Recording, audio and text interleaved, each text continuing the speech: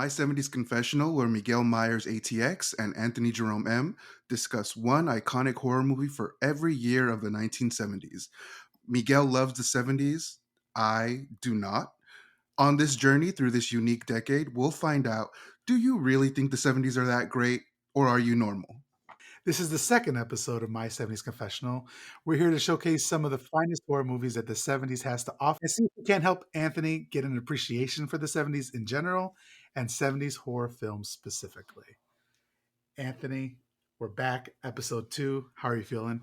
I don't know. I feel like you're really putting in a lot of work to make me think the 70s are that great when all I can ask is why.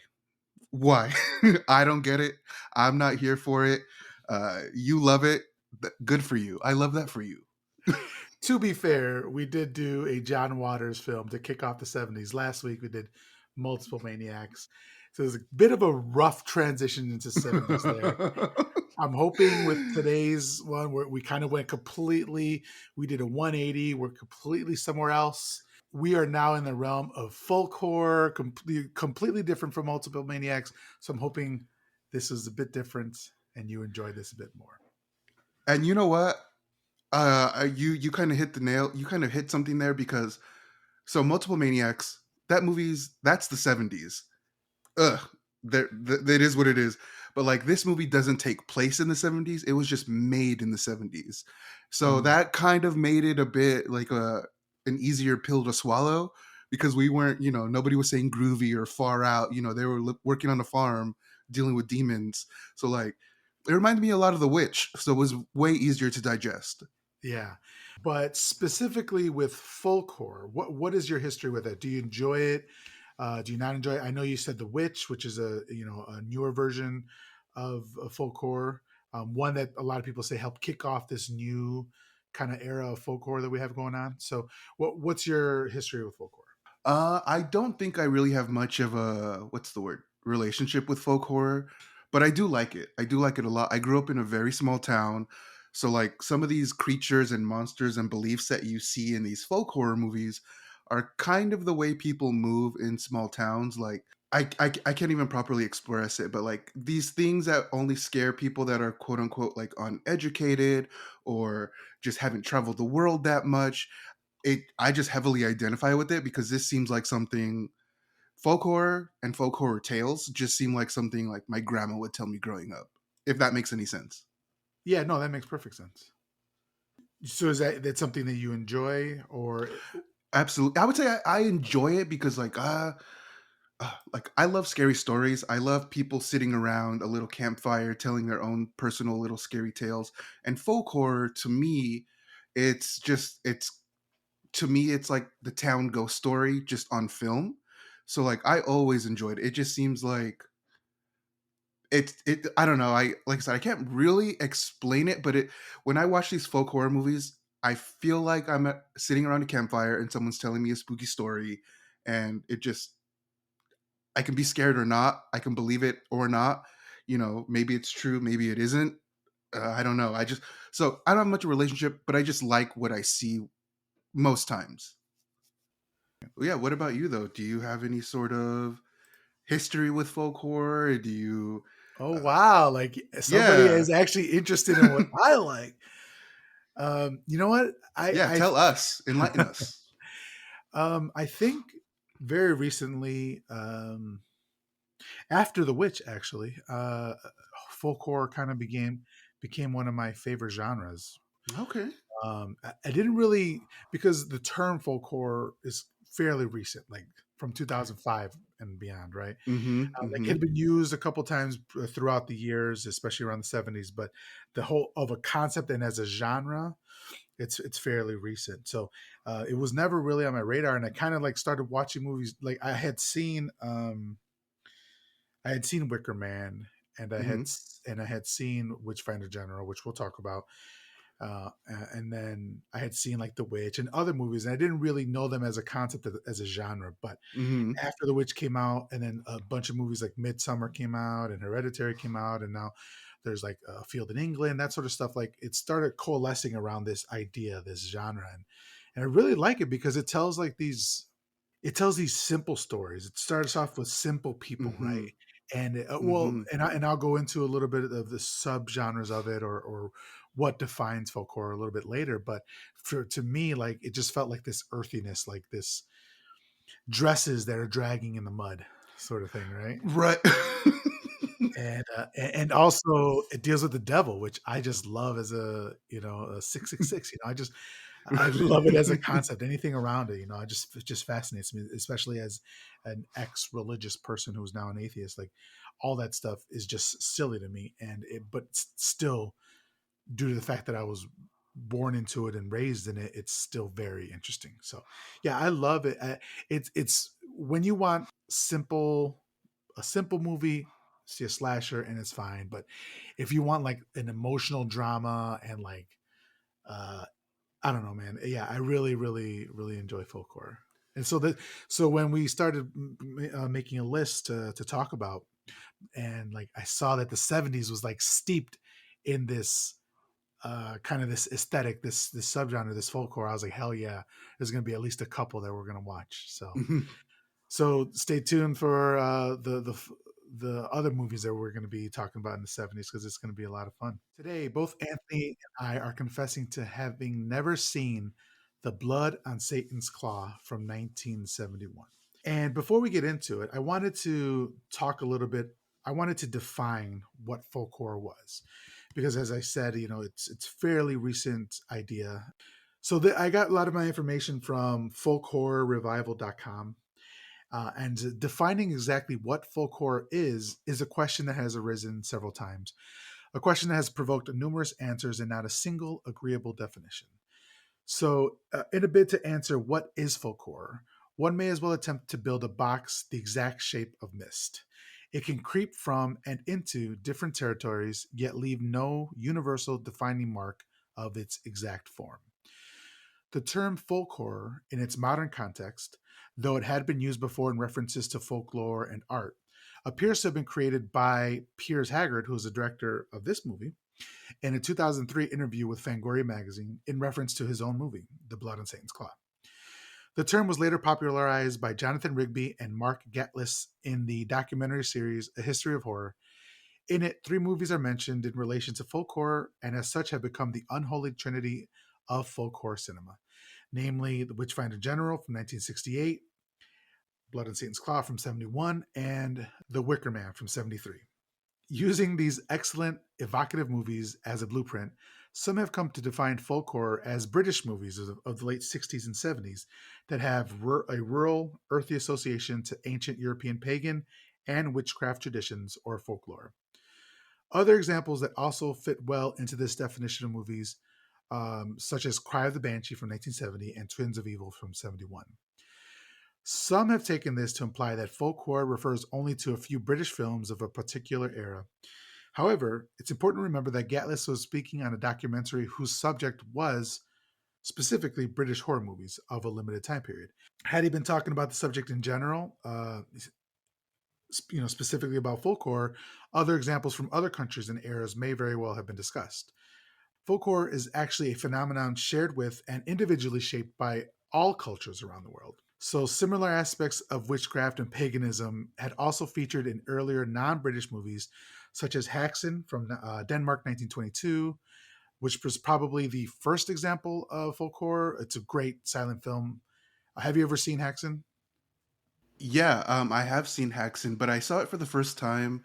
What year is it? It's 2022. Yeah, so I saw it for the first time October 2021. Um, Me and my brother and my niece, we got like this Monopoly game that's Nightmare Before Christmas themed, and so Haxon was playing in the background while we played that, and it was Oh, just like fuck really yes. good. Yeah, it was great. Like, it set the mood. Like we were all spooky, Yeah, that's awesome. Yo, I would have loved to be. That is such a great idea to just play like a spooky game and just have it on in the background. It's great and because it's perfect. because it's really, there's not a lot of plot. It's just a bunch of different scenes intercut to like look devilish, which is it's Hmm. I love it. The first time I saw it was here in Austin at the Alamo Draft House, and they had a live accompaniment with a metal band. And so they were Whoa, just like bumping like just loud as metal with Haxon in the background watching. It was great. It was a great experience. that sounds cool. Yeah, and so then other examples are Il Demonio from Italy from 1963, V or Vi VIY, I'm not sure how to pronounce it, from Russia from 1967, and Alucarda from Mexico in 1977, Mark of the Devil, West Germany, 1970, and Leptirica from Yugoslavia in 1973. Those are all examples of different countries around the world that have made their own folk horror. America has also produced its own examples, such as Crowhaven Farm from 1970, The Dark Secret of Harvest Home from 78, Children of the Corn from 84, and in a different manner with Blair Witch Project in 99, and then Hereditary and Midsummer more recently. Japan, I was gonna ask you about that. If the Blair Witch Project is folk horror, so yeah, it's cool that you brought that. I think so. yeah, that's the part of like not being very specific and defining it as having to be in the Gothic era or anything like that. Like I think like Children of the Corn really Mm, helped bring that out and bring it into the city and or not city, but like into the current times and all that sort of stuff. hmm. So yeah, definitely, I don't think it's defined to one era or one geographic region. I agree. Uh, yeah, specifically, Japan also produced numerous movies of note that were spun from its own folk tradition, such as Ugetsu Monogatari from 53, Onibaba from 64, and Kwaidan from 64 as well. Australia has also produced some stunning folk horror movies that make use of the great outback as well as Aboriginal dreaming and also the backwoods aspect of rural isolation. These include Peter Weir's Picnic at Hanging Rock from 75, The Last Wave from 77, Walkabout from 71, and Wake in Fright from 71 as well. And then more recently, Indonesia has introduced some great examples. Impedagore from 2019, Satan's Slaves, all versions, Hmm. and then The Queen of Black Magic from 2019 as Hmm. well. So I wanted to set that off right at the top. It's like this particular movie, this particular folk horror movie happens to be in England, but they aren't all in England. Not all folk horror. Right. But I do have to say, like, at least for me personally, this movie, like taking place in England or what have you, it does involve characters that you can only find in like English folk horror, which is like the simple farmhand or the the person who does your bidding who actually can't speak, read or write. Like these characters, I've only seen them in like English things like Hodor with Game of Thrones. You know, the I don't think they're simpletons, but that's what they would be called. And those are just some of my favorite characters for whatever reason. Yeah, yeah. While certain specific aspects of movies are specific to certain regions in general, yeah, like I agree. There's some stuff that you can, like, there's stuff in this the Indonesian folk horror, like they do like where you're so poor you're in what's the word in Impoverished? impoverished. Thank you very much. Like they have more of like an impoverished view on folk horror, Mm. where like it's it's a village, and the village is like, Yes. this is a village as well, but like it's not as developed as what we've seen in others. And I just mean as far as like their structures are still made out of different, like straw or bamboo or bamboo and stuff like that. And so it's like the floors are muddy still and all that sort of stuff. Mhm. So it's very like Mhm. a dirty type of it, like we were talking about earlier, like with all that mud and stuff. So yeah, it's just a different aspect of it, but still full core and still fucking awesome as hell. Right, yeah. And some of the recurrent themes found in most folk horror movies are the following: we have landscape, we have isolation, we have skewed moral beliefs, and then happening and or summoning. So like landscape, it's typically rural, lots of forests, lots of dirts, but can also be in the city, for example, like Rosemary's Baby. Isolation. Well, Oh. yeah, like because there is like that feeling of isolation in Rosemary's Baby.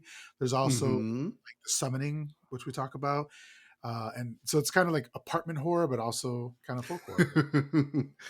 Yeah, no, that's so great. I never really yeah, that's a really good way of putting it. I never really understood that like in Rosemary's Baby, she's around all these people, but she is still fully alone. Yeah, and this So is there's she's very isolated. yeah. So in these instances of isolation, it doesn't refer to being entirely alone, but may refer to characters such as the Sergeant Howie character in The Wicker Man finding themselves alone within a group whose moral beliefs and practices are utterly alien to their own. So Mm-hmm. that's what you're talking Mm-hmm. about with Rosemary and Rosemary's Baby, and that, we can also talk about that like in Midsummer, whatever. What do you say, Midsummer or Midsummer? I say Midsummer. That's just what everyone else says, but I think it's Midsommar.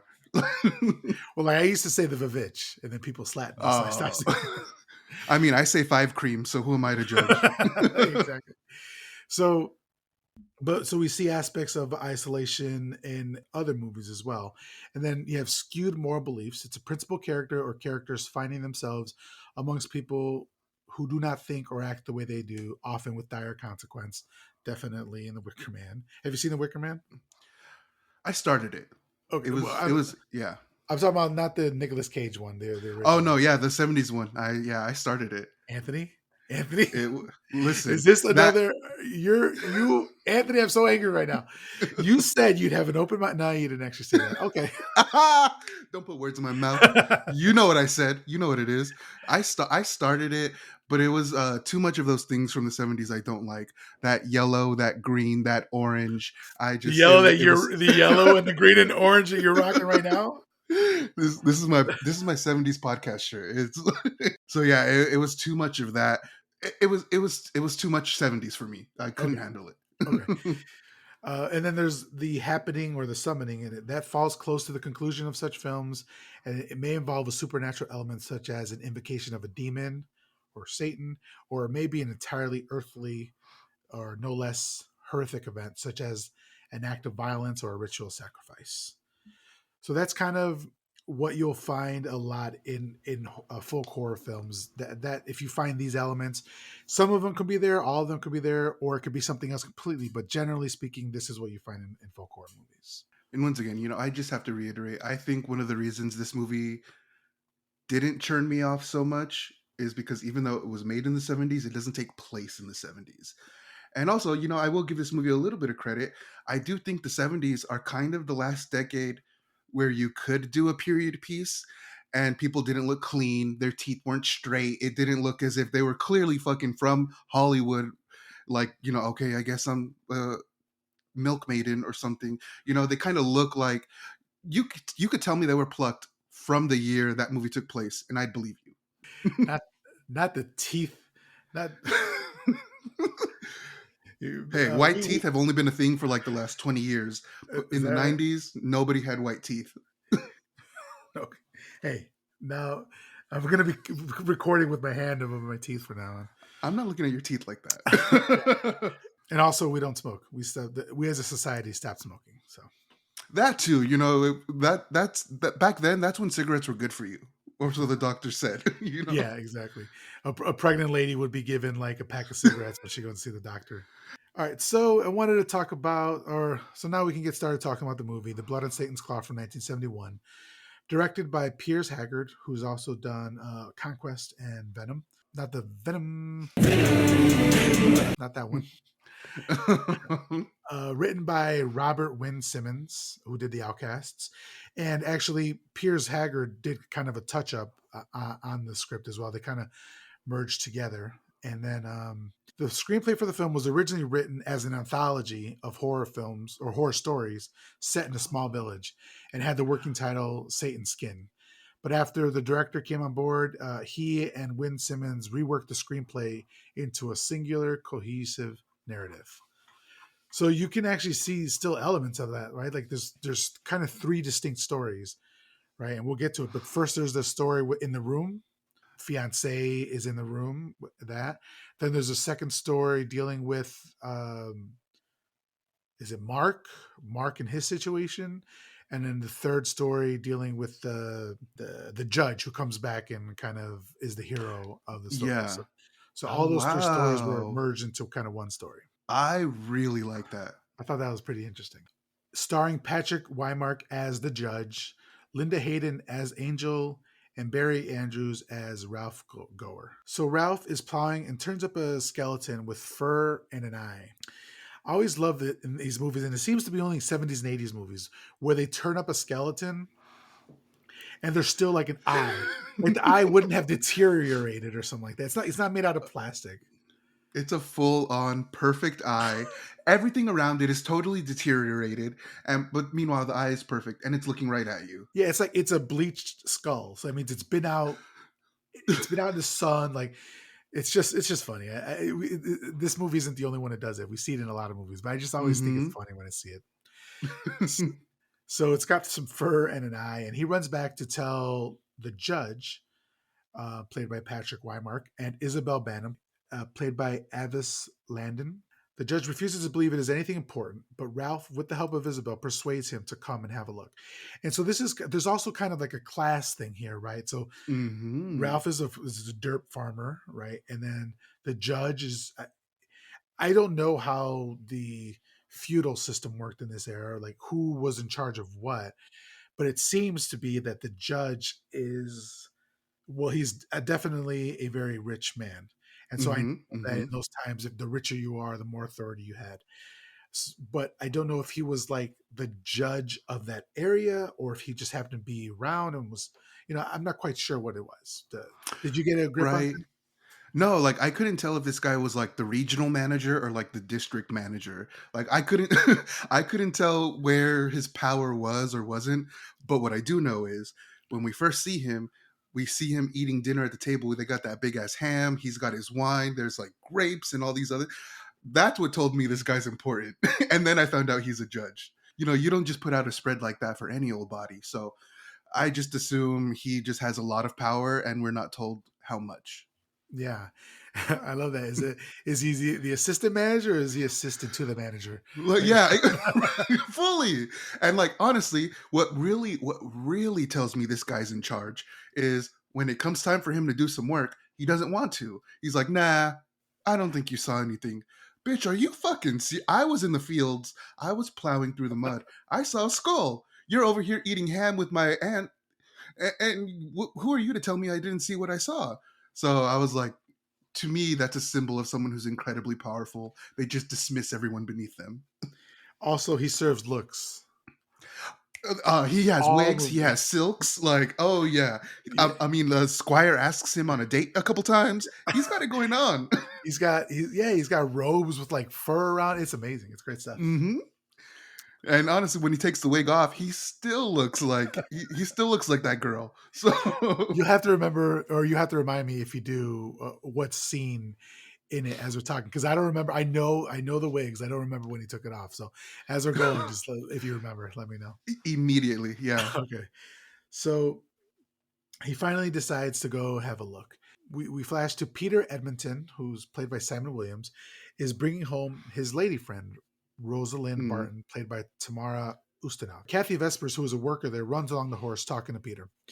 So then Ellen, who's played by Charlotte Mitchell, rushes in to tell Isabel that the master is bringing home a lady friend. Looking out the window, Isabel makes it known that she doesn't approve of the farmer's daughter and tells Ellen to go back to work. Right away, like what I don't know what her problem was. Like you just met her. What is your problem? You know? I I was okay, so I live for this kind of shit. I don't know why, but like as soon as she was rolling up, I'm like, oh, so my nephew's coming in with the farm girl. That's what you mean? That's what this family means to you? You're just gonna give the name away to a farm girl? So like me, as someone who owns no property, I was like I was like offended for her. I was like, your fucking nephew's doing all this?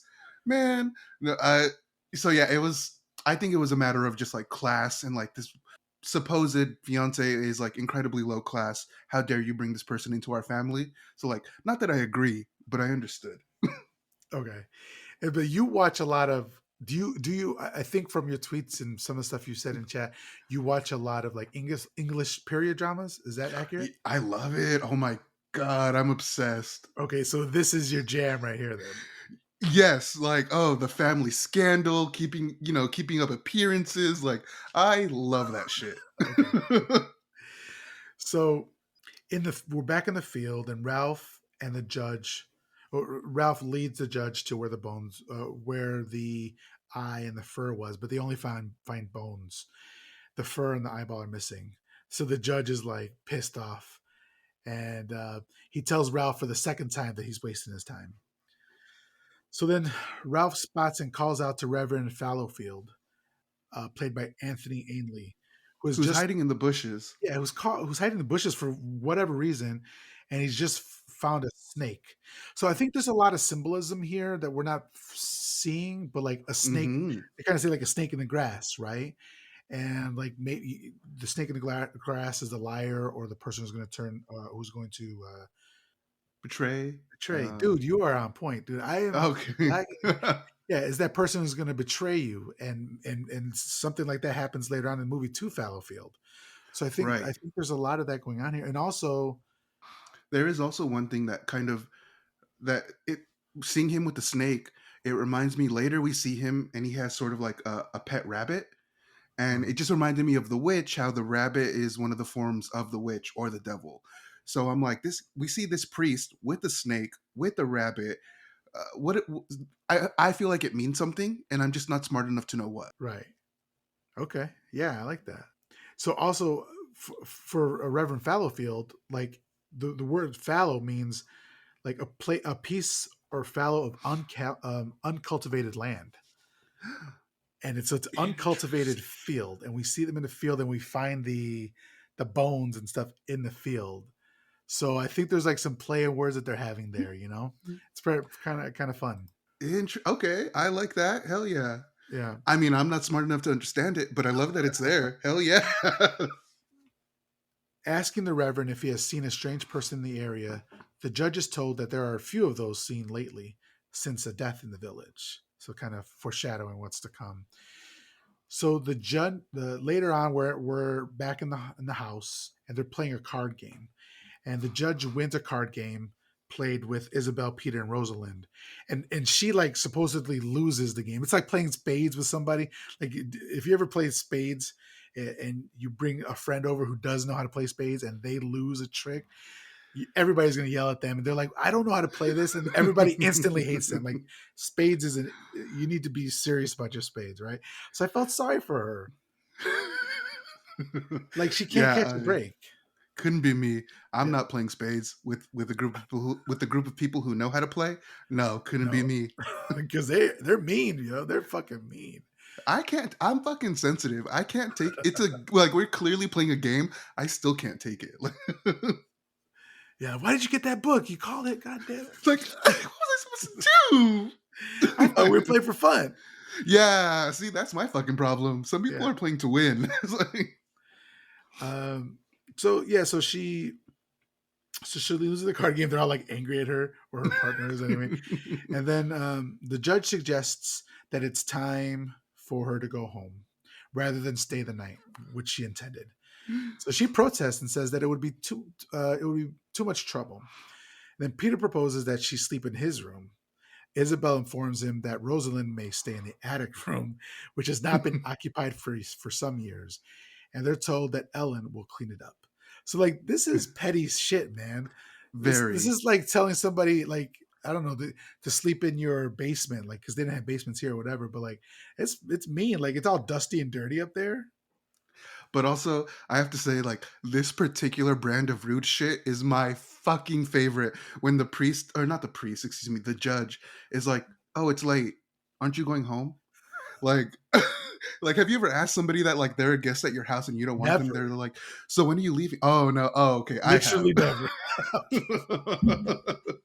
Yeah, no, I have. Like, I've had roommates who like I wasn't related to, and like they have people over, and like I'll have my drink, and I'm like, so it's 8:30. Are you like planning on leaving soon, or like what's going on? Eight And then eight they leave thirty. shortly after. Yeah. 8:30. So Dude, like I I can't loved it. do that, man. I can't do that. Oh my god, I'm getting anxiety just thinking about that. Well, like really good friends, really, really good friends. Like my closest friends, I'd be like, dude, take your ass home or something like that.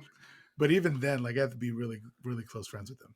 Yeah, so I loved it, and also um, just the fact, like I don't know what this, I don't know how the nephew is perceiving the information he's being given, but like your aunt doesn't want her there. Like I'm gonna need you to use your brain a little bit, figure something out. Don't offer for her to sleep in your room. Like, where are you gonna sleep? Hmm. On the couch, on the floor, anywhere. Sure, sure. Like you're not gonna visit your room late at night. It's yours, isn't it? No, fuck that. And Anthony's like, ain't nobody having sex in this house tonight. Not me, not you, No, nobody. no. If I'm not getting mines, you're not Yeah, getting yours. yeah, yeah. Because the judge sure as hell wasn't getting any. Like he just had that big ass meal. He's going to sleep. And the judge fucking tells him, "Oh, I I was courting your aunt, back when I was young." I'm like, "Thanks for telling me you want to get it in with my aunt." Exactly. It's like what nobody was talking about. We didn't bring it up. Like why? But also, like you were saying, Peter is really like he doesn't stand up for himself or his wife or future fiance or whatever. Like he just lets shit happen. And we're gonna get to it. He just lets shit happen to him and her and Mm-hmm. just stands by and does nothing, which is really pissing me off. Mm-hmm. So Rosalind is then showed the room by Peter, who promises to come to her later that night around 11 when the others are asleep. Hmm. So then, like you're saying, the judge talks with Ralph. No, not Ralph. It's Peter, right? I forget his name, so that's why I kind of say the nephew. Yeah, yeah, yeah. So while the judge is talking to the nephew, uh, he makes he makes a toast to the exiled king and then smashes the glass. It's like, who the fuck are you to be smashing other people's glasses? This isn't your house. Like you're not some fucking Viking slamming the glass down. Another like, don't fuck. Hey, I have to clean that up. Yeah, and it's not like you're like some victory that you were like victorious at the end of a battle, which is going to happen later. Like if after what happens later happened and he smashed the glass, perfectly Mm-hmm. fine with it. But it's like the middle of the night and you're smashing. Who's going to clean that up, dude? That's how I know the judge is a queen because she does whatever she wants when she wants and doesn't give a fuck about who has to, deal with it. Yeah, But it would have been funny like if this movie were made now, like as a comedy, they would have been like, I'll clean that up later. Don't worry about it or something like yeah, that. right. So Rosalind is admiring a bouquet of small flowers in bed when she hears wind blowing and the door creaking open. She goes to investigate. Finding no one, she goes back to bed and suddenly screams at something unseen. So Peter, who is sneaking up for the rendezvous, the booty call, Oh my god. yeah, Your aunt's right down the hall. Fucking oh my, I'm so annoyed. Like that's so disrespectful. he's sneaking up for the sesh. Uh, he hears the scream but is unable to open the door. He yells for help, and the judge is able to open the door easily, which I don't understand that idea. Why? Maybe it's because he is a weakling, or people. I mean, I don't. quite frankly, I'm not even really sure what she's being attacked by. I just saw that the door opened and then she starts screaming. Yeah, I don't know, yeah, what the cause for alarm is personally. and we don't see it yet. Okay. So then Rosalind continues screaming, and Isabel goes in to see about her, but she is struck in the face and comes out bleeding. And I'm like, that's what you get, bitch. Like, No, she comes out fucking shocked. Oh, she scratched me. You were slapping the fuck out of her. yeah, it's like You're lucky shaking that's all you her. got. Yeah. Yeah, she's shaking the fuck out of her. Like, yeah, that's what you deserve. There is one thing I kind of wanted to mention before it gets away from us. In the scene where what's the girl's name? The intended fiance? Rosalind. Yeah, so when the boy goes talk to her, he gives her, I think the flowers he gives her are lilacs. Okay. That's just what they look like. And in American folklore, lilacs are supposed to drive away evil. And I just thought that was kind of funny. If those are lilacs and they are supposed to drive away evil, it means two things. One, they don't fucking work, but also two, that this is a version, and I think we see it in a couple more times throughout the movie. There are acceptable versions of witchcraft in this movie. Now, if I give you some flowers and tell you they're supposed to ward off evil, that's low key kind of witchcraft. That's not normal. Oh yeah, that's not based in science. It's based on Yeah. beliefs. Very pagan. And I think throughout the movie we also see um, there's another scene where we see somebody has their broom bristle side up outside of their door, and that's also supposed to ward against demons and bad energy. So, like throughout the movie, we kind of see acceptable witchcraft, and it's funny because what they're talking about in this movie is like the bad witchcraft that's destroying the town. So it's kind of interesting for me to see these two things happen together. That's awesome, bro. I didn't even know that. That's really interesting. That's crazy. Yeah, it would be kind of like the concept of like, or let me ask you, is it like the concept of like black magic versus white magic? It's kind of like that, but also it's kind of like you know how I okay, so I kind of believe even though people aren't religious, they at least know one prayer. And some people when they get really really scared, they say that prayer. And I kind of feel that way. It's kind of like I think like every Mexican person does these weird little things, maybe one or two things. It's rooted in like brujeria. It's I think that these sorts of beliefs and sort of superstitions, like they, what's the word? They impact us a lot more than we know it, and they impact us in our everyday lives. And I think this movie kind of shows how there is witchcraft being done on a very, very, very, very simple level. Yeah, I don't know. The more I think about it, the harder it is to explain. But Yeah, it's like yeah, there's good, there's bad, there's acceptable, there's unacceptable, there's of the devil and not of the devil, and yeah. you know a lot of that's happening. Well, it's really just, I mean, it's a great point that you brought up, but it really points out the fact that all religion is witchcraft. Like it all comes from a place that is not scientific. It is not in, Mm-hmm. it's not in reason. Or so yeah, I like that. It just so happens that like your religion, your pagan religion is not acceptable to us, so we need to stamp it out. Mm-hmm. Sort of thing. Mm-hmm. Like in witchcraft, for Christian, some Christians you don't do spells. That's of the devil. But they say a prayer. That's a fucking spell. I'm sorry. Like I don't know what you think it is. That's a fucking spell. That's that's all it is. You're But praying for protection. That's a spell, bro. people lack the insight, so Mm-hmm. but I mean, I used to be one, and like my family is. I judge you. I can't not judge you, but also do your thing, right? Right. Because I'm a Like, judgy bitch. mm, Like I, can't, yeah, exactly. mm. The judge summons Ellen to fetch Ralph and the local doctor. He then slaps the shit out of Peter, blaming him for what's happening. It's like people are just slapping people like all the time. It's like in I watch a lot of Korean movies, Korean horror movies specifically, and or even TV shows. And there was one, fuck, I can't think of the name right now, but it's on Netflix. It's a zombie one. Stay alive, sweet home, No, it was a TV show. kingdom, It's not that TV one. show. Yeah, Netflix. Sorry, No, oh no, I want to know. So don't apologize. because that all of us are dead. All yeah, wait, all of Okay, I heard of yeah, I that one. really yeah. So I really enjoyed it. But so I was watching All of Us Are Dead, which is a Korean zombie horror TV show on Netflix, and like they're all friends, they're like teenagers in high school or whatever, and the dudes are always just like slapping the shit out of each other when they're angry at each other. So it's like if you said something that I found dumb, I just slapped the shit out of you, and not even in the back of the head, like in the face, and they don't even fight about it or whatever. It's like throughout the series it happens. So I don't know if it's a different, if slapping is no, because like in England, a slap could start a duel, right? So what do we do? What are we doing here, right? All I have to say is like I act okay.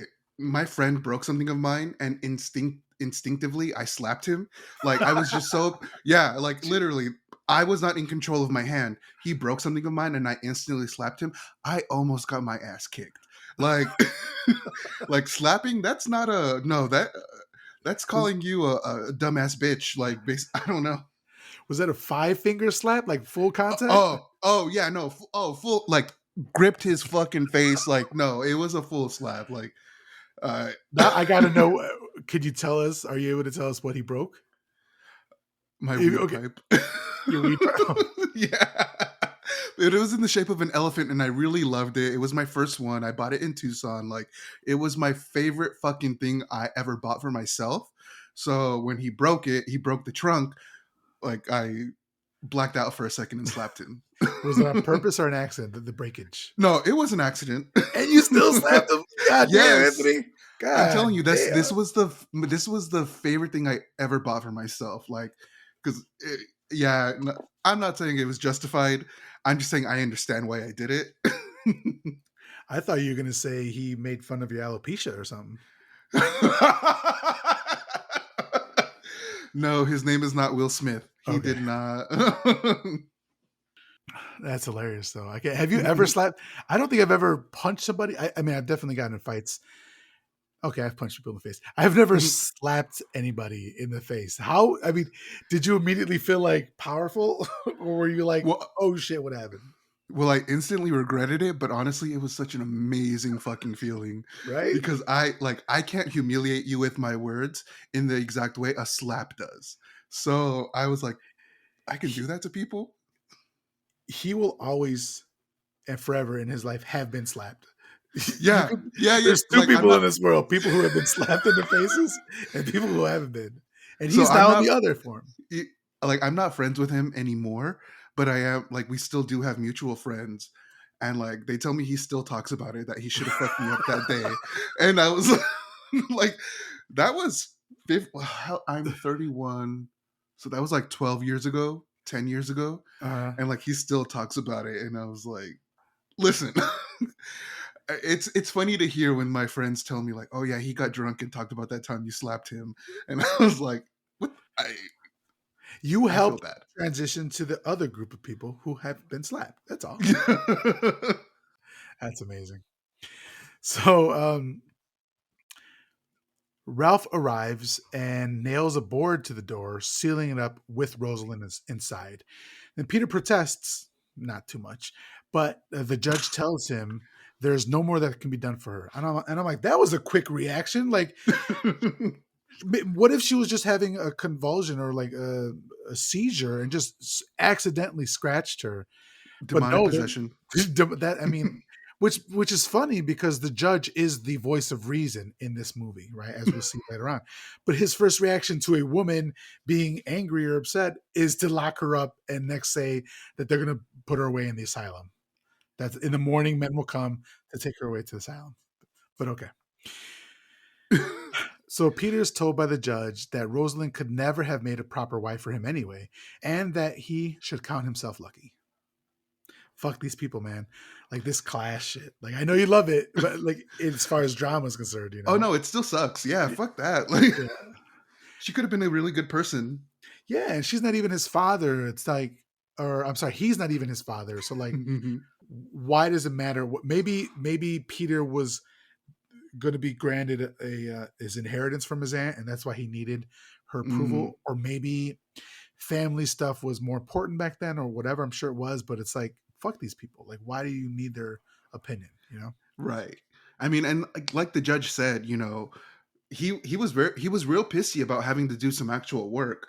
So like, do you have jurisdiction here or do you not? Like, is your voice worth listening to? Because like when I ask you to check up on some shit, you get an attitude. But now here you are telling me who's appropriate for me to marry and whatnot. Like, are you on the clock or not? I'm confused. Yeah.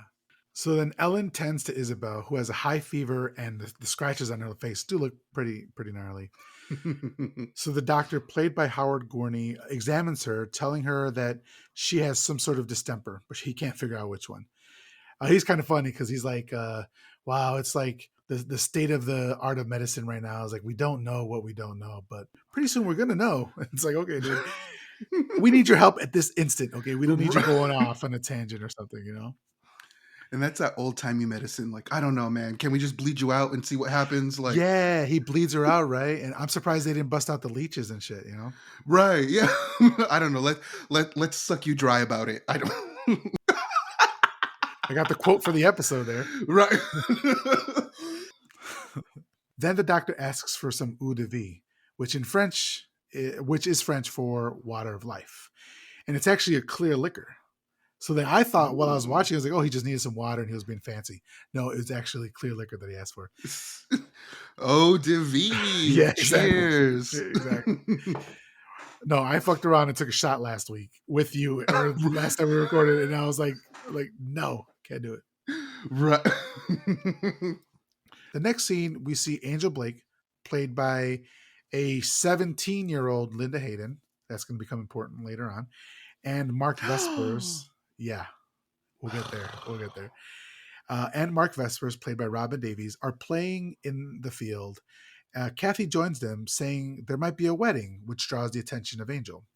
So Angel finds a small object in the loose dirt, but refuses to show it to Mark. And so that we're assuming that this is the field in which they were just in, where the judge was in, and they found the bones. I was wondering something. Do we think that when she finds whatever she finds, this is the time in between the farmhand, like the farmhand finds the skull, the farmhand goes to tell the judge. Is this in between that time, or is this like after that? Am I making sense? Yeah, yeah, you're making sense. I think it's afterwards. Because I was thinking, like, if she took it and then the farmhand and the judge come to see that it's gone, it made me think maybe this took place in between that time. Oh shit! I didn't even think about that. That's a good point. Yeah, I like that better. It makes more sense. Yeah, we have no explanation as to why it's gone. It's just bad editing then. Hmm. But yeah, that makes perfect sense. I like that. That makes that helps the plot along better. But so she finds the object and she doesn't show it to Mark or to Kathy and she runs off. And I love that they didn't show it yet. So back in the home, the board is removed and Rosalind is carried off. Her arms are bound, and she makes it. She has this face like that she's connecting with Peter. Like her eyes are just like is a dead face, and then she's escorted downstairs. But before she passes him, he notices her hand on the railing, and it has Hmm. fur and claws. And I know this was supposed to be shocking, but it was really schlocky. I was like, what? Yeah. That's weird. I was like, But wait, he's the only one that notices the claw? No one else has anything to say about this? Okay. yeah. Or is it that the judge saw the claw last night and then that's why they locked her up in a room or whatever? Is that what it was? But then why would you send somebody like that to the asylum? I guess I don't know where else you would send somebody like that. Again, I guess she attacked somebody, so that's prison, but like I don't know. Whatever. It's very weird. Nah, you got to tell me. You got to tell me why you're doing what you're doing because, as far as I know, she's possessed, and you just think she's some crazy woman who's overrun with emotion. Like I didn't quite get why they're putting her away. Like she can't, in my opinion, she can't be put away for scratching the other woman because like she was being slapped, she was being attacked, she was retaliating. Yeah, that's true. Granted, she was screaming for what we think is no reason, but that doesn't mean send her away. Figure out what's distressing the poor girl. Yeah. Once again, Peter does nothing to stop them. Mm-hmm. He's just like frozen there, and I just don't get it. And then this is actually the last we see of Mm-hmm. her, right? So And her story doesn't get a ending, which is kind of disrespectful. I think this is the last we see of the aunt as well, who got scratched. Or this is around the time we stop seeing her. Yeah, because something happens next, and then yeah, like there's Yeah. a lot of loose ends that don't get messed up. And I think that's a victim of weaving three stories together, you know. Mm-hmm. So Mm-hmm. yeah. So then Ellen looks out the window as they're removing Rosalind, remarking how there's no telling what will become of her after being in that asylum.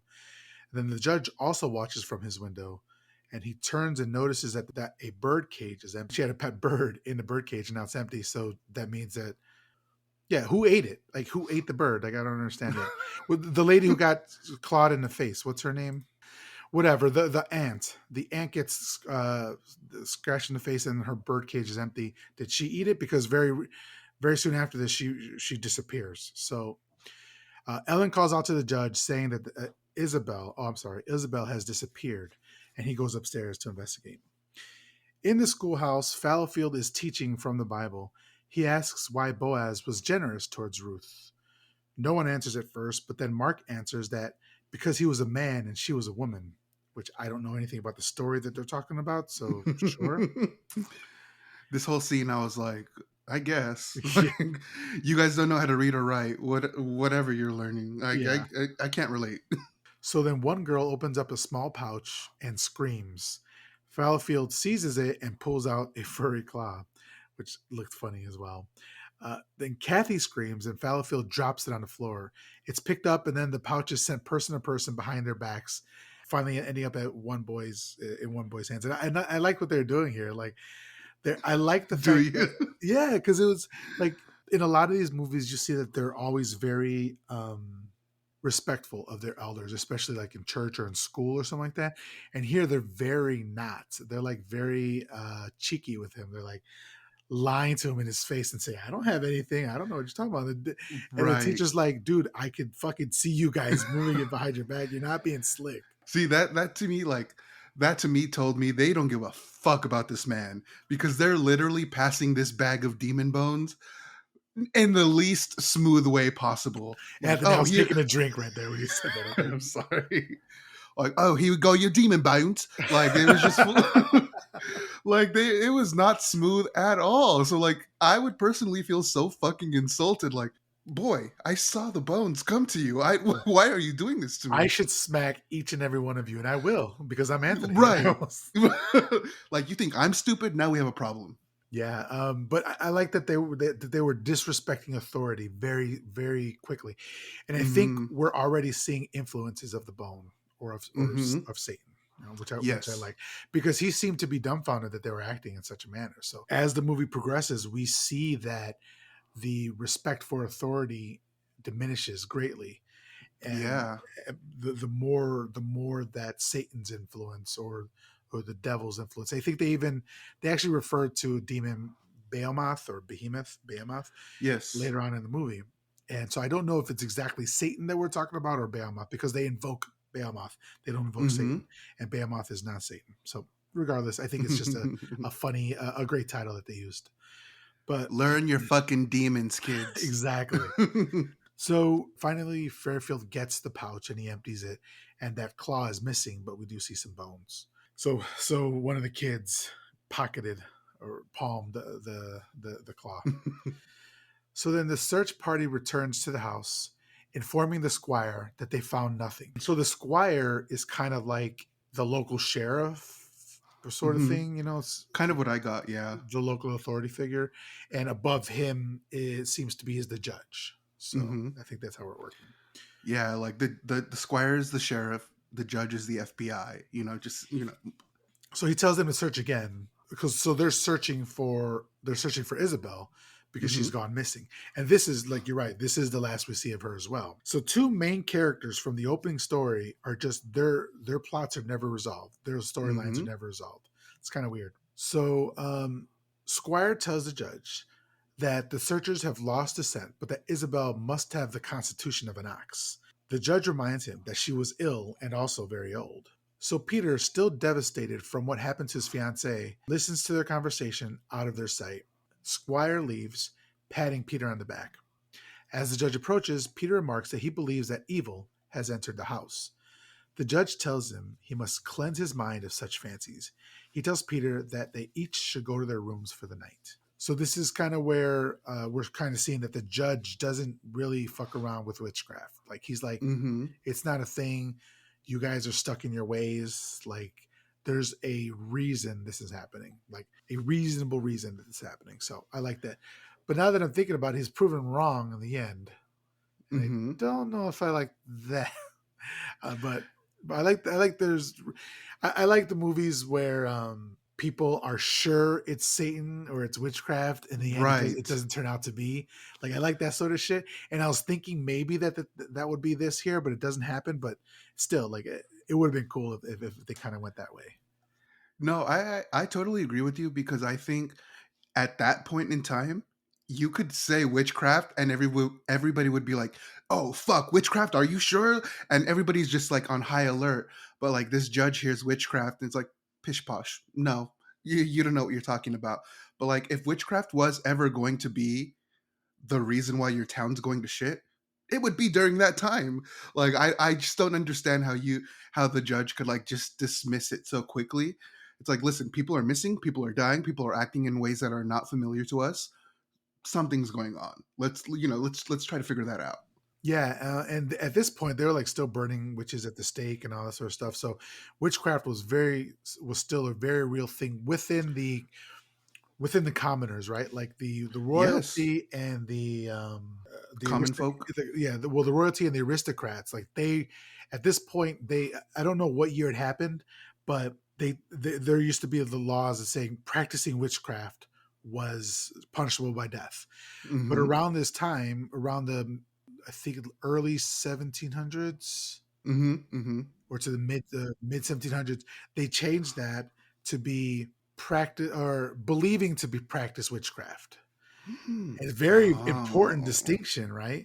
Because the Very first one is there's definitely witches and you're trying to invoke them, or there's definitely the devil and you're trying to invoke them. The other one is you think you're doing something bad. right. So I saw Goody Proctor in the woods dancing with Satan. It's so yeah, so far like this judge is giving me very much like I am confused as whether or not to like him at this point, right? Because he's the voice of reason, but he was also a dickhead to the Yes, fiance, right? So very. so the judge tells him he must cleanse his mind of such fancies. So he tells Peter that they should each go to their rooms for the night. Peter, having remained downstairs staring at the fire, decides to go upstairs to bed. Coming to the attic room, he enters and sits on the bed. He picks up the flowers, the lilacs that you were talking about earlier, smelling Hmm. them and then lying down. Then suddenly the light by his bed goes out and he hears rumbling noises from under the floor. Rising and looking at the floorboards, he observes one of them rising up, kneeling down on the floor, like with his hands holding the floorboards down. But Hmm. suddenly it comes up several inches, and he decides to put his hand down in the opening to feel around. First of all, that's white people shit right there. Putting your hand in a dark crevice? No, no. It's cap. Mm-mm. Like what the fuck? Like, Like why? like that's our equivalent of putting your hand in the garbage disposal when you're trying to get like a spoon or a fork or something. Like, you just don't do it. Like, Yeah, except if that food disposable had just randomly been going on and off by itself, right? right. It's like, oh, it paused. It paused for a second. Cool. Like, Yeah, nothing is that important that you have to reach your hand down, and he suffers for it later on why he did this stupid thing. right. As well, you should. Yeah, so suddenly his hand is grabbed by something. He struggles to free it from the grip, and as he pulls it out of the hole, we see that it was grabbed by a furry claw. And he covers the board up by putting an old chest on it, and the sounds stop, and he, I guess, goes to sleep. He's like, yeah, cool. Like he didn't go wake anybody up. Like, Well, that was weird. I guess I'll go. I guess I'll go to bed. night. So my question to you is, what did you think was happening here? Like, as we see later on in the movie, Satan or the demon or Behemoth, whatever, whoever it is, never told who it is kind of formed of parts, like of Hmm. from Hmm. sacrifices, right? Hmm. This is the problem with putting three storylines together. Hmm. This hand being here makes no sense unless did he like did the person unearth the bones in the eye and that's what caused it, or was this all going to happen anyway, Mm. just happened upon it, and then like how did you know what I'm saying, there's so many questions. How did the hand get there? Why is it there? Like is it part of Behemoth and then it leaves there, it goes somewhere later? Like a lot of questions here. Did you have any thoughts on that? Yeah. So, like, for me personally, I mean, I had to watch it a few times before I could even form an opinion. So, like, if you're watching this movie for the first time and you don't know what's going on, I totally get that. However, after watching it a few times, for me, I see it as the farmhand unearthed the demon, released it out. Whatever energy he uncovered, he took into the house. That's what the intended fiance felt. That's what the nephew felt. That's what the aunt was a victim to. Because I do think the aunt was killed, possibly by Angel. I just think Angel was responsible for every death. So I think Angel was responsible for the aunt as well. So I think also, to go back to your point, I think what the nephew was experiencing was the demon gathering his parts so he can be fully formed. So I think it's quite a few things. Like, the demon was unearthed, hijinks ensue, people get their limbs torn off, people are acting crazy and they get sent away or killed. I think it's a to me, it's like all three stories, the antagonists of each story are mixing in this one point. And so it's like we get this what's going on, but everything's going on, but nothing's going on that I'm aware of. Yeah, There's a lot going on. that's a great point. I hadn't even thought about that because I've only seen the movie twice now.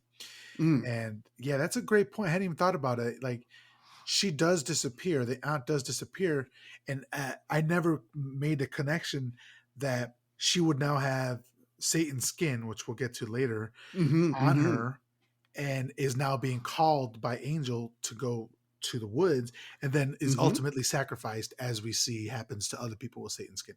That's I that is genius. Thank you for pointing that out because I honestly never would have made the connection. So that makes that kind of better. That makes it great. Well, like, she had direct contact with the girl, The claw, so like yeah. it kind of makes sense that whatever was going on transferred to her. Yeah, that's perfect sense. Yeah. And then we see what anybody who comes in contact with somebody who has that also gets it as well. So you're Hmm. right. So Hmm. So later we see the claw creeping up and grabbing him. A struggle ensues, and Peter reaches for his knife and starts hacking away at the claw and like crying out. This was a bit rough to watch because I knew what it was going to be, and it also kind of reminded me of The Evil Dead 2. Yes. Then the judge comes in and sends Ellen for bandages, and that he notes that Peter has severed his own hand. So the thing that was clawing at him and grabbing at him Hmm. was the claw, was his hand, and he chopped it off. That was really cool.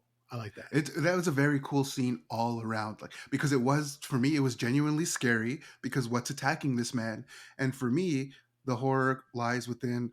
Oh, it's you! Like like you're doing this to yourself, and then I think it's really funny that this guy just had a knife by the bed. Like who has who Yeah. has a bed knife? I don't know. But like also to cut off his own hand was kind of just like, God damn, this guy's serious about not being possessed. Like it was just to me, it was because we see him do nothing earlier on. It was really cool to see him take action in this pretty drastic way. Oh yeah, if it's to protect himself, then of course he's going to take action, right? But if Leave it it's to the for, man to protect himself. but if he's going to be protecting somebody like his betrothed or somebody he's going to be betrothed to, like his fiance, and he's like, nah, yeah, I'll get another one. the I'm cool. the priest said no, so Later, the doctor shows the judge an old book containing illustrations of demons and devils. The judge says that witchcraft has been proven untrue. The doctor tells him to look at a drawing of a devil, which looks like what Peter described. Peter stirs, and the doctor attends to him, saying the drug has worn off. The judge asks the doctor if he can borrow the book, saying he would like to study it further. So there's two aspects of this movie that the studio requested be included. One being this part, because the Devil's Book or the Witch's Book, whatever it's called, or the Witch's Bible, uh, was included in Witchfinder General. So it okay. was included in Witchfinder General, and that movie was hugely successful for the studio. And then the other aspect is when they throw that woman into the water, and we'll get to there at that point. But those two aspects were included that the studio wanted them because they were standouts from Witchfinder General, so they wanted that as well. Very interesting. Okay, I'm putting Witchfinder General on my list. It's a really great movie. Yeah, I definitely recommend it. The Holy or the Unholy trilogy or the Unholy Trinity Hmm. here are great movies. This being one of them, Witchfinder General and Wicker Man, which we've already talked about. We know your opinion on already, Anthony. Jesus Christ. So as the judge is leaving, Ralph asks that he continue to help them. The judge promises to return when the time is right. Things are going on right now. Such a drama queen, such a drama Right. queen. Like, and then Squire tells Ralph not to spread any more tales of witchcraft. The judge tells them, I'm sorry, the judge tells Squire that the evil must be allowed to grow before it can be destroyed. Not quite sure this was the move, but go off. I mean, like maybe he wanted an entrance Mm-mm. for when he returns later. You know, it's like, Hell no. oh God, is that the judge's music? Like, I don't know. Right. Like, he wanted no. He wanted to like that big WWE entrance with the rockets going off behind him. You know, like God. it's not like with cancer they say, yo, we need to let it spread a lot before we cut it out. No, you cut it out immediately. Right. See, that was my train of thought. Like, I'm not gonna wait until a fire burns your entire house down until I decide I want to deal with it. Like that's not. I would have lost faith instantly. Yeah, and now that we're talking about it, like we're talking about how the judge is kind of the hero at the end. Well, bitch, it's his fault. He let it get. He let it get this bad. It's kind of like when I let the dishes pile up and then for like 2 weeks and then I do them and I'm like, man, I'm so good. It's like you let that shit get as bad as it was. Right. They Okay, were not piled up because of you. you, No, but all right, well, 2 weeks, no, like 2 or 3 days the most, but still. I get you. So Mark and his sister Kathy are returning home in the woods.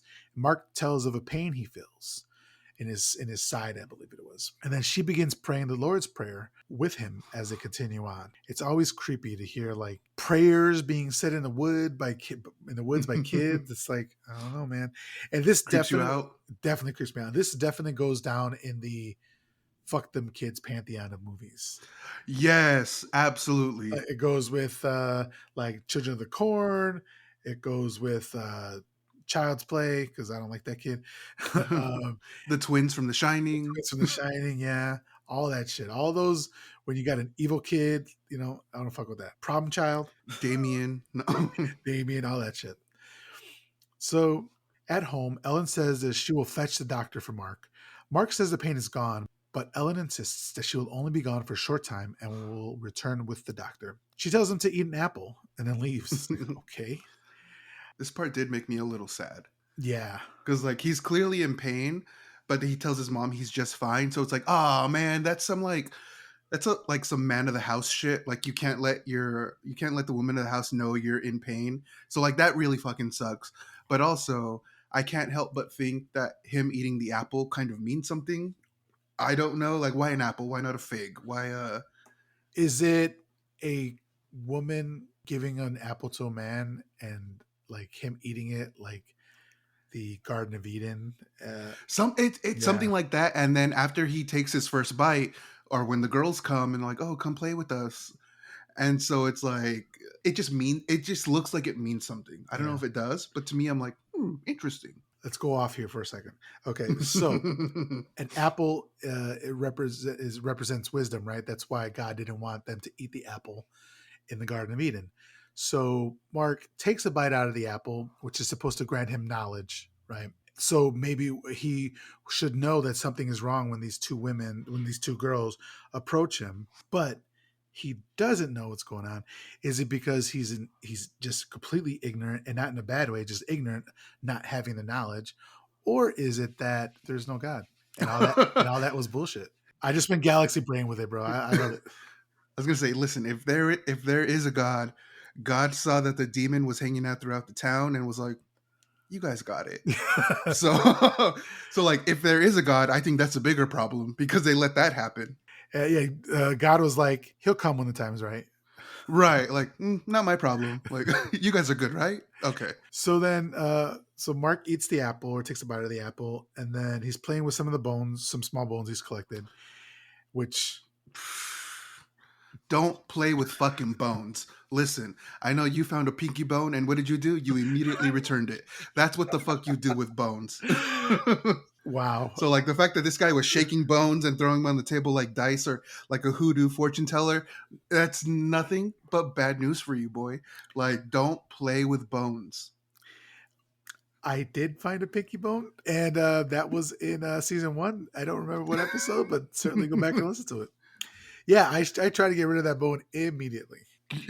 Yeah, you're not supposed to fuck with bones. No. So, shit. So then suddenly, Mark's playing with the bones and he feels a twinge in his side again. He sits and takes a bite of the apple, and then two girls gaze at him through his window, his like kitchen window, the door window. And then they ask him to join them to play. It's like in The Shining, come play with us, right? What do they say? Come play with us or whatever. Mm-hmm. Mm-hmm. So then he mutters that he doesn't play girl games. And they tell him that Angel wants him and that they have been taught new games. I think they're talking about SEX here, Anthony. Spicy. Yeah, because it gets his attention. He's like, "Oh, Angel wants me. Okay, Like, new games? new game." All right. The fuck? So We're gonna then, end up sticky after this game? What's going all on? right, Like, end of show. Absolutely not. Anthony. bye. We're not doing smut here, Anthony. No, we're totally doing smut. This is the 70s. He tossed her salad until she couldn't. No. Yeah, we will be getting into some smut in the 70s. So go ahead. It's all right. So when he hears that Angel wants him, he's like, fuck yeah, and he goes. The next day at school, there are several children absent. Fallowfield asks where Mark is, only to be told that he is sick at home. Then he asks about Angel Blake, and he's told that by a red-haired boy that she sends her regards and apologies, that she has something fearfully important to do. He does not like this response at all. He's angry. Fallowfield shows his anger, remarking that he does not like the insolent ungodliness he sees growing in the children. And I don't normally agree with clergymen, but fuck these kids. Like, you can feel a sense of dread growing. I know it's so cool that in the first scene with them, it's a packed schoolhouse. right? Mhm. There's like 2 or 3 rows, and they're they're sitting shoulder to shoulder, and this one it's noticeably less filled out, and those are the kids that have been taken aback or who have fallen in with Angel, right? Which Mhm. which I think was Mhm. so cool. It's like this growing dread that's starting to happen. And I like one of the things that also did increase the dread for me is like I just believe in that time religion and church was like number one. Church, family, farm duties. So like the fact that these kids aren't going to church when that's probably the only thing they have to do at that time, it to me just kind of says like, hey, shit's going on.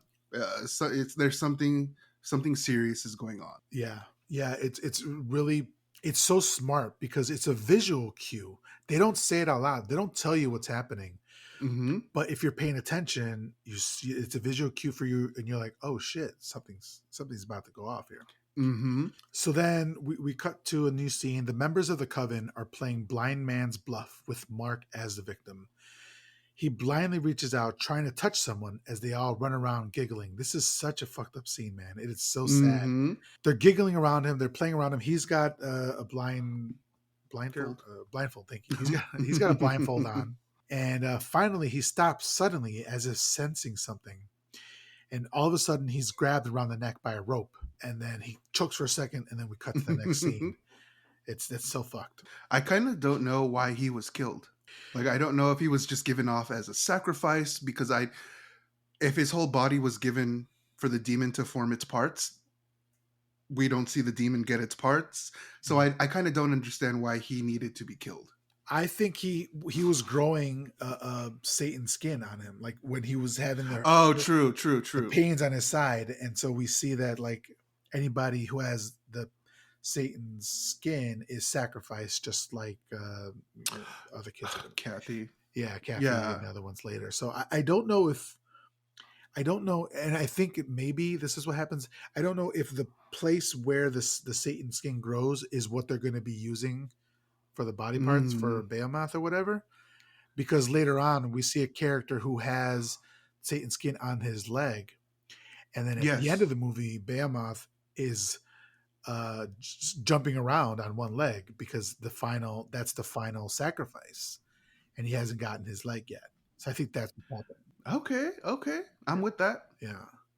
So, returning home through the woods, Ellen carries a bottle of medicine. Suddenly, the bottle smashes and she is shocked. She looks around and sees a young man smiling at her. She tells him that the bottle contained medicine for Mark, and she was really angry at him. He laughs and replies, Mark will not need it anymore. He's in the woodshed. So Ellen's like not sure what he's saying. And I was kind of concerned about Ellen here, but I'm glad that she was safe. But she returns to the woodshed and is horrified to see the bloody body of Mark underneath the woodpile. And that's really we don't luckily we don't see it. We just see her like yelling off, and like she's throwing wood piles or pieces of wood off the wood pile, and then she uncovers Hmm. this bloody body. It's kind of sad. Yeah, I will say it is. It's a pretty sad scene, and also like for me, it's a little bit heartbreaking when that little menacing boy breaks the medicine because it's like you thought you were going to help your son. That strike like you're not. So like that, how heartbreaking must that be? Because like as she said, that cost good silver. It did. So like you spent money to help your son, and now you can't help your son, and then you find out your son like can't even be helped. So it's like fuck, Yeah, heartbreaking. you're right. I should have said that that was his mother. And first of all, I love that accent. Like you got the Irish accents. So if you could do the rest of the episode in that accent, I'd appreciate that. Well, I'll certainly try. Why not? No, I can't. All right. So then Fallowfield is then seen in his chambers with his pet rabbit, like you talked about earlier. Mhm. Why? Means Yeah, looks like it means something. yeah. Because like, why would a I don't know. Maybe It's just like looking at the camera menacingly. I'm like, you look like you know what's going on. it feels like Us, like the movie Us, Yeah, where they very had all those that. rabbits. Mm-hmm. Mm-hmm. And I know when Jordan Peele, I know when Jordan Peele was talking about making Us, and everybody was asking him, what the fuck was up with all those rabbits? Like, what do they signify? What do they symbolize? And he was like, they don't symbolize anything. I just don't like rabbits. I don't trust them. They look shifty and shady. And maybe that's what's going on here, that we just don't trust this goddamn rabbits. I don't know. Well, you see, there's something about it that like triggered my thought process because rabbits, Easter, they kind of mean like fertility, spring, and growth, and like the coming of something new. And it takes me back to something Kathy said in the beginning of the movie when Angel found the demon, whatever. Kathy said, "Oh, there's going to be a wedding soon."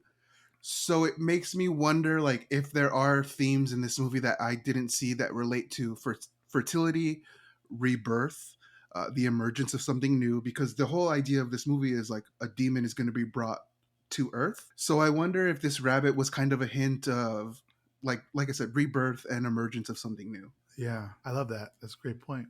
I don't know. You don't put a rabbit in there for no reason. Yeah, exactly. Unless you're Jordan Peele and you just don't like him. You know, but see, he doesn't like rabbits, so that's why Yeah. he did it. That's they're being killed and eaten. We're in Fallowfield's chambers, and this is kind of the very problematic scene, right? Hmm. So Angel enters and approaches him, and he calls out to her, telling her that he wants to talk to her. He says he will discuss with her father her insolent behavior. Then all of a sudden, Angel disrobes and asks if he likes what she sees. And at first, he is very tempted, but he's able to overcome, and he rebukes her and tells her to cover herself. But she comes close, telling him that they want him to come and participate in their games. He curses her, saying he doesn't ever want to see her in there anymore. She then curses him, saying that if he wants to see what becomes of his pupils, Mark has already succumbed. So, and then she grabs her clothes and leaves again. So, the elephant in the room, Linda Hayden was 17 years old at the time when she filmed this. So, I don't know what the laws were in England, but this is messed up. And I've read interviews where the director and other actors, and I believe even she did. I can't verify that, but say that she was completely comfortable in the scene and she was okay walking around naked in front of the So entirely the fuck what? right Oh my god. in front Oh, of the child was comfortable being naked on film. Oh, okay, cool. I'm sorry. Sorry to interrupt. yeah, That no, shit that's disgusts exactly me. what I was saying. It's like it doesn't matter if she was comfortable walking around an entirely male crew. It's like fuck that. Just because that she was doesn't mean that she should have been placed in that situation in the first place. You know. You know what? You know what else kids are comfortable with? Eating fucking ice cream for dinner. Do we let them do that? No. So, oh yeah, she's comfortable being nude. Fuck you. I'm sorry. That shit. When you told me that at the beginning of the episode, I instantly felt disgusted that I had seen this movie so many times because I've seen it about 4 or 5 times, and I was instantly disgusted. Like I was like, I watched a fucking naked. Ugh. Yeah, but yeah, it's kind of I don't know if distressing is the right word, but it's disheartening to see that like such a great movie would have something like that. But we were talking 71, so what is that, 40, 50 years or 51 years ago?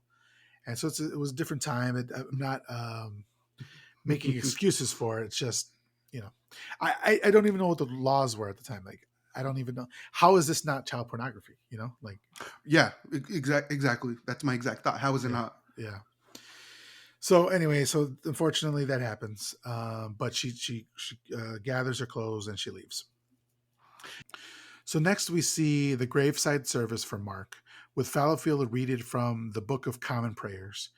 Angel and her father, played by Godfrey James, come up behind the others and wait. As Angel concentrates her gaze upon Fallowfield, he is distracted and looks repeatedly at her. The wrapped corpse is lowered into the grave and the final words are spoken. Kathy feels a pain and turns to see Angel looking strongly at her. So, a couple things. So now we know that Kathy now is starting to grow a skin of Satan's skin or whatever. Also, we know that something's going to be happening here because Angel and her father are acting kind of weird. Also, did you see how they lowered that body? No casket or anything, just a wrapped body into the grave. That was really weird. I didn't notice that. Yeah, it was just the body wrapped, and they just lowered it. That was kind of crazy. If they're doing all that, I'm surprised they didn't just toss it in there. It's Like, just yeah, like, here you go. and I wonder if that has to do with like a a just the person being poor. Mark not having the family not having money for a proper burial and all that. Mm. So, Yeah, honestly, this could have been. Yeah, no, this wasn't honestly, this movie could have taken place before the whole funeral industry was a thing where like you need a box, you need to prep the body, you need a plot, you need a headstone. So like maybe it was like, well, he's dead, let's just return him to the earth and like go on about our day. Right. Yeah. So as people are leaving, Fallowfield follows the squire, asking to speak with him. Angel and her father also approach to speak to the squire. Telling Fallowfield to wait in the church, he listens as Angel and her father tell the squire that Fallowfield demanded that Angel strip and submit to him, or she would end up like Mark. They manage to convince him that Fallowfield is guilty, and the squire promises to put an end to it. They did a really convincing job. Like, this young girl comes up with her father and says, "This priest attacked me." Like, if it was right now, I'd believe it, right? Because Mm-hmm. fucking the church has a Yeah. history of covering up attacks, sexual assaults Mm-hmm. by priests to children. So I'm sure it was happening then, but the squire just actually happened to do something about it, which was kind of great. Unfortunately, Fallowfield was innocent at the time, but still. Yeah. See, that's what's so conflicting to me about this scene is like this is actually my favorite part of the movie because the dad has his daughter's back 100%. And like when I think about the things that women go through today, like, oh, well, what were you wearing? Or what did you do to make him do that to you? Or what did you tell him to make you take off your clothes? Like, I just, when I think about blame being put on women unnecessarily, these are the times I think about. So the fact that this dad was totally with his daughter and like, hey, my daughter says the priest was acting in a way he shouldn't have been acting. To me, that just, I've never seen that before. Yeah, I've never seen like a dad in that time period have his daughter's back. So like unfortunately she was lying and she's fucking possessed by a demon. That fucking sucks. But it's just like really cool to know that this dad had his daughter's back. I love that. I can't like I literally can't say enough how much I love that. yeah. And I think the father was also. Do you think that the father was under Satan's spell at this point, or angel spell at this point, or do you think he was unaffected? You know what? I honestly think at this point it's only kids and old people. Okay, And he was middle aged. So no, I don't think he was affected. okay. So then that is beautiful, like you're saying, if he did believe his daughter, So returning home through the woods after just burying her brother, Kathy feels another pain. She tells her mom that it's nothing serious. Ralph comforts her, calling her my love. And he turns to go in another direction as Kathy rushes back to her mom, ecstatic that Ralph has just spoken to her that way, just called her my love, which she was really liking. She loved that shit. So this next scene was very hard to watch as well, but I think it was excellently shot and like acted. Kathy is approached by two boys from the coven. One of them is cracking a whip, the same whip that smashed the medicine bottle earlier. They claim they're upset about Mark. She asks if they have seen Ralph. Saying no, the red haired one runs up to her. She tells him she is picking flowers for Mark's grave. He insists that he knows where some large flowers are, and she asks where, and he offers to show her.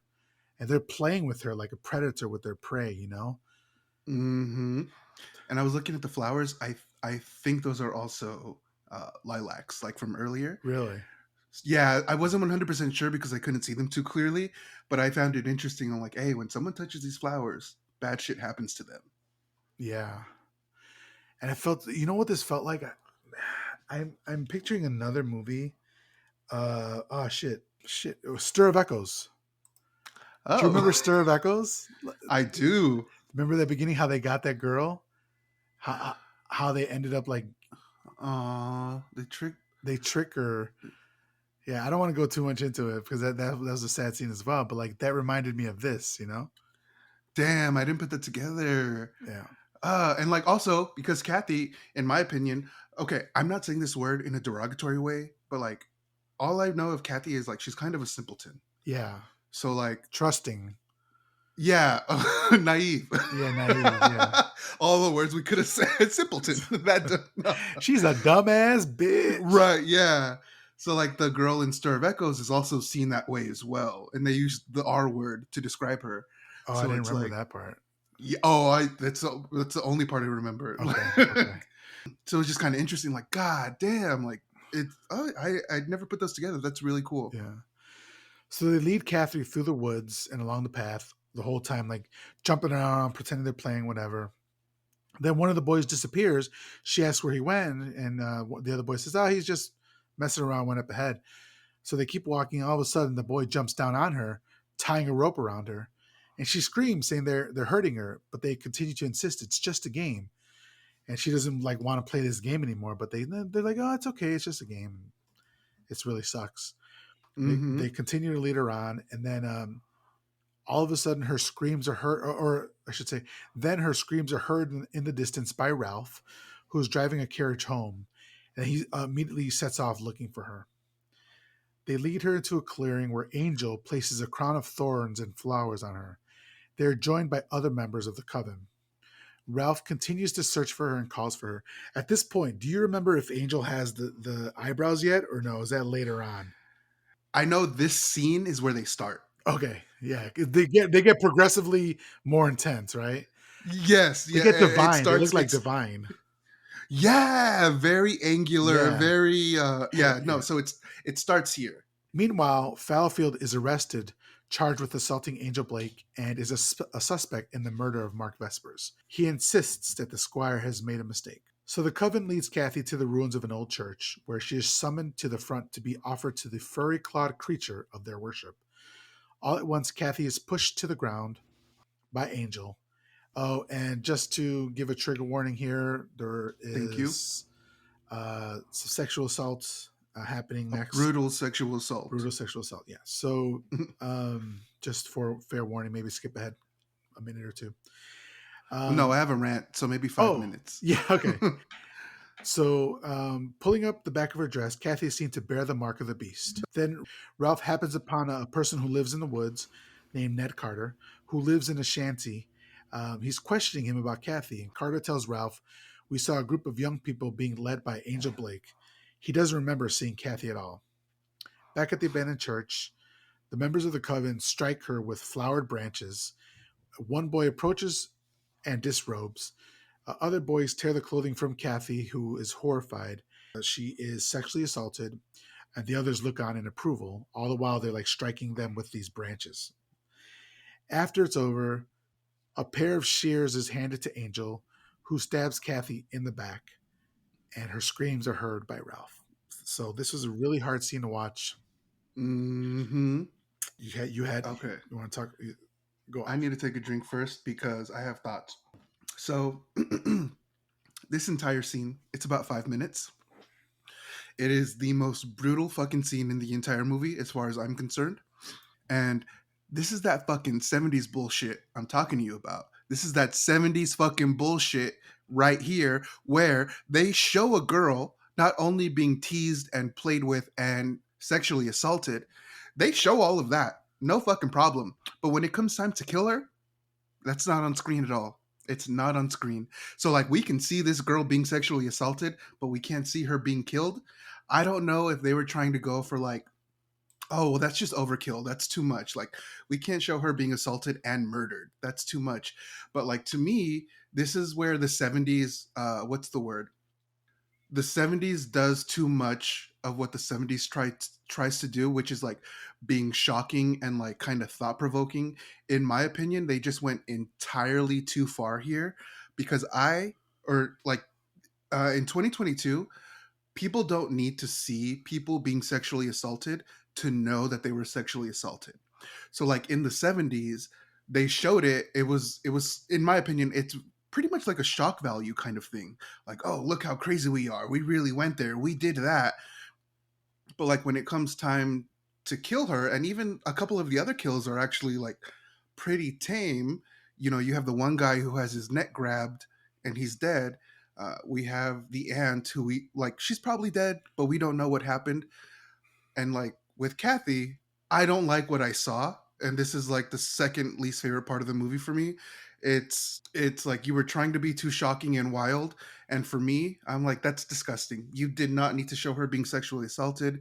You have that guy like and honestly, here's the thing that makes it worse to me is like everybody in the background was enjoying it in their own way. They were getting fucking they got joy and glee from it. You had one girl who was reading from the book, she's having a full fucking orgasm while the girl's being assaulted. And that's fucking disgusting. It brought forth emotions which I didn't think I was going to feel watching this movie, but I just really felt like not only was this girl being made a fool of, but she was being hurt and then killed, and everybody who had eyes on her just totally was with it. And I like it just unsettled me. It made me feel very unsettled. And I'm like, only in the 70s do they try to do some bullshit like this. Because like today, the 90s and the 80s, I don't think that would fly. Well, I have a bit about this at the end of the show, but while I agree with you that they didn't need to show, or it didn't need to be as extreme, or even it didn't need to happen, right? I'm not saying Mm-hmm. that. I'm not saying that it did need to happen. In fact, we do see later on another character who is kidnapped by them and is going to be like part of an orgy or something like that. He has a woman dancing in front of him, like trying to seduce him, you know. But Mm-hmm. Kathy doesn't get that, right? She gets this thing, you know. And it's the difference between it's like the difference between being a man and a woman, that like the way that they're treated. So Mm-hmm. we know that we didn't need to see that because you showed it with this other character. Mm-hmm. But what I'll say about one of the things I love about the 70's is that they are transgressive. The movies are transgressive, meaning that they're a violation of accepted or imposed boundaries, especially those of social acceptability. So art is art, and to try to censor art, that's where you get into like really, you know, I don't know. I try not Mm-hmm. to. Or I don't want art censored. So I'm not saying that not having this scene would have been censoring art. Obviously, that's not the case. But in the 70's, because that's where we're at right now. I'm not sure if you're Mm-hmm. familiar, but we are literally in the 70's right now. Uh, 1971 to be yeah, exact. they were pushing the boundaries of what was acceptable, and Mm-hmm. for right or wrong, this is one of those boundaries that they chose to push. So while not agreeing with it, I like the fact that boundaries are being pushed, not specifically this boundary, but in general, boundaries are being pushed. No, see, I totally understand what you're saying, and that's why I say this is that 70s bullshit. Like, they're trying to push boundaries, they're trying to be shocking, they're trying to exceed the standards of acceptability. And for me, I guess that's why, for me, I guess I can also say they did it. You know, Yeah, good job for, yeah. I can say it's disgusting, I can say it's unnecessary, but what I can say for sure, yeah, you did that shit. I mean, I'm unsettled, I'm sickened. yeah. So Angel repeatedly stabs Kathy and then leaves her to die. And unfortunately, Ralph eventually finds her bloody body, but it's too late. So the squire and a bunch of other men lead Fallowfield into the barn and begin to question him about the death. He denies it, saying he doesn't know how the death occurred. They're about to judge him when Ralph comes up carrying Kathy's body. Ralph tells them that Angel and her coven did this. The squire orders the reverend to be released and calls for the men to seek the coven members. Peter approaches and gazes sadly at Kathy's body. I, I really like this turn of events because normally the Reverend would have been killed or something, and then Hmm. it would have been like, oh, that's the end of that, and then the coven would have been able to operate still. But no, they don't do that here. They right away they release Fallowfield and start going towards the cult, which maybe they had to do with runtime. Maybe they're like, okay, we can't kill Fallowfield and then also find out about the coven, But whatever, I like it. Like, it's too much. Listen, we're short on time. We can't do all this shit. Yeah. So then Peter saddles his steed and rides to the judge's house, telling him how things have deteriorated in the village. The judge is finally persuaded to return, telling Peter that he will use undreamed of measures, which is kind of funny what quote unquote undreamed of measures are in the end, because they're not Right. that it's not that big. I honestly got a little upset. I got a little upset when he's like, I'll use undreamed of measures. I'm like, if you don't put gun on the phone right fucking now, we have demons in the town. You use all the measures. Like, so Yeah. Call everybody. Call Jesus. everybody. Yeah, get everybody. Call Jesus and them. Call everybody. So then Margaret, who is played by Michelle Dautrice, is a new character, and I love how they're introducing a new character 2/3 of the way through the movie. The last act. Oh my god. This is clearly another story in that like anthology. Yeah, Clearly. yeah. So then she's seen running from a mob of men. They capture her and throw her into a pond as a witch. Hearing their struggles, Ralph approaches just as she is hurled into the water. He demands to know what they've done, telling them that they've done in a witch. They all seem pleased. He asks how they know she was a witch, and they reply that if she floats, she's a witch. Ralph tells them, okay, and if she drowns, they become her murderers. It's like they're like, ooh, they all stay Yeah, awake. this Homer gif where he's sneaking into the bush. very into the bushes. Like all the smile, like because they're really gleeful. They're a little proud of themselves that they threw a witch into the river. But like when he says, "Well, if she doesn't whatever, then she's not a witch," all the smiles totally evaporate from their face, and they just look like stupid fucking town morons, like the town idiot. Like, oh yeah, you're right, aren't you? Like, So, and they're like a bunch of townies who got drunk and decided to do something, and now they're like, oh, fuck. not like the townies from Black Christmas, Right. just different townies. So, as Margaret's body floats to the surface, Ralph wades in to retrieve her.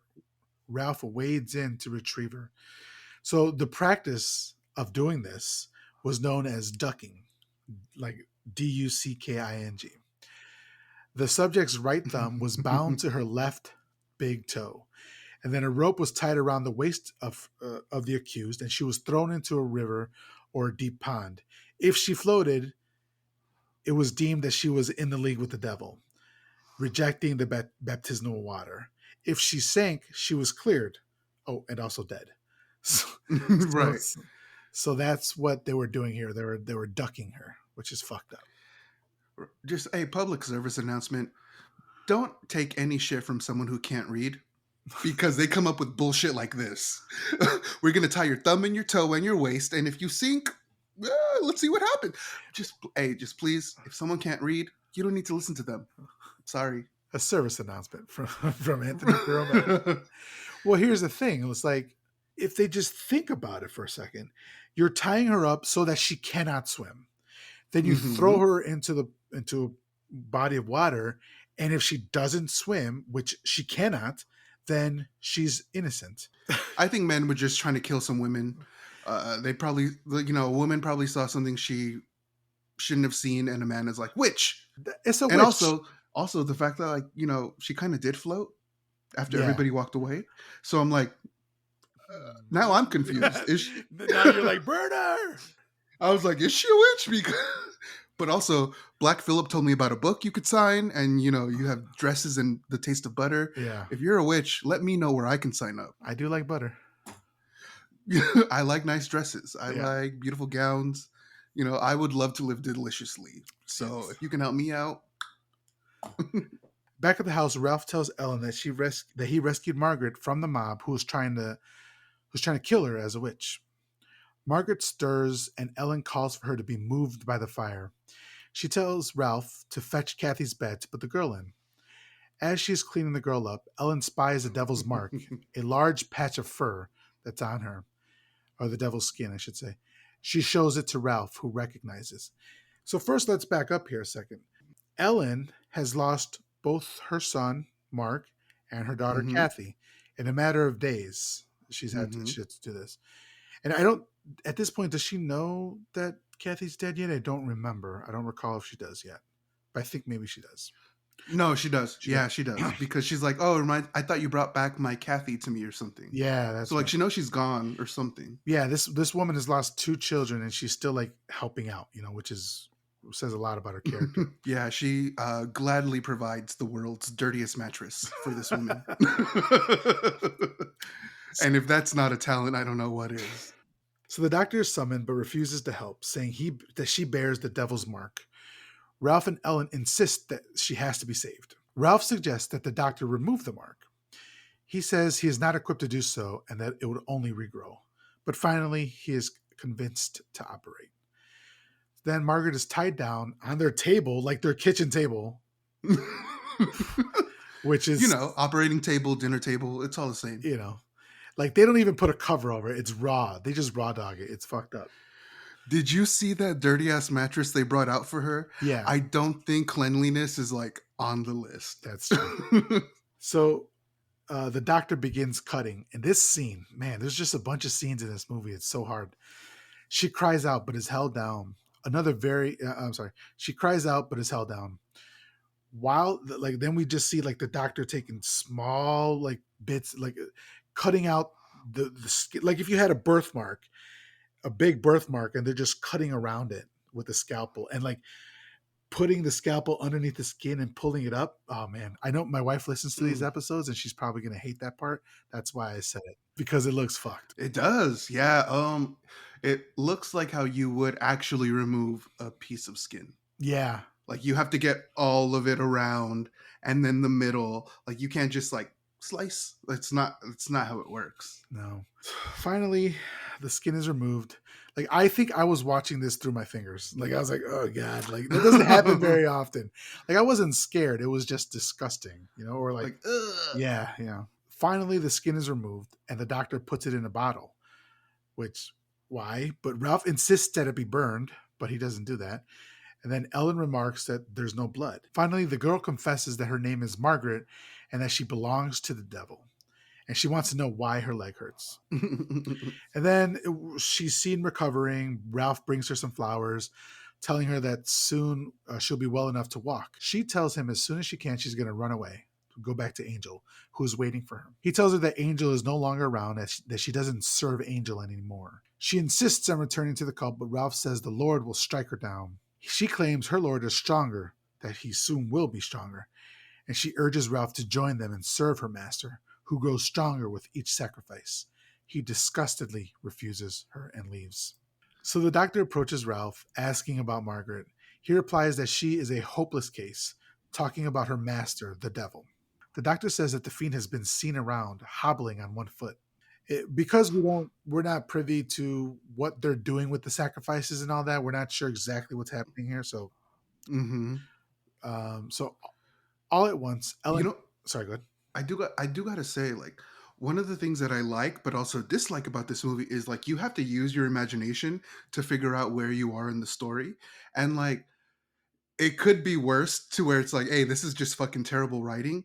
But I think this movie works just enough to where I'm like, okay, I'm still along for the ride.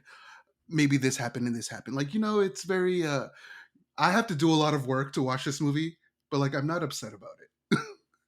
Yeah, I like your point. That's what I love about, like, the 70s was, it was like before formulas became a thing. Before, you never knew what you were getting into. Like, Hmm. nowadays, your slasher, okay, I know what I'm getting into. Zombie movie, okay, I know Yes. what I'm getting into.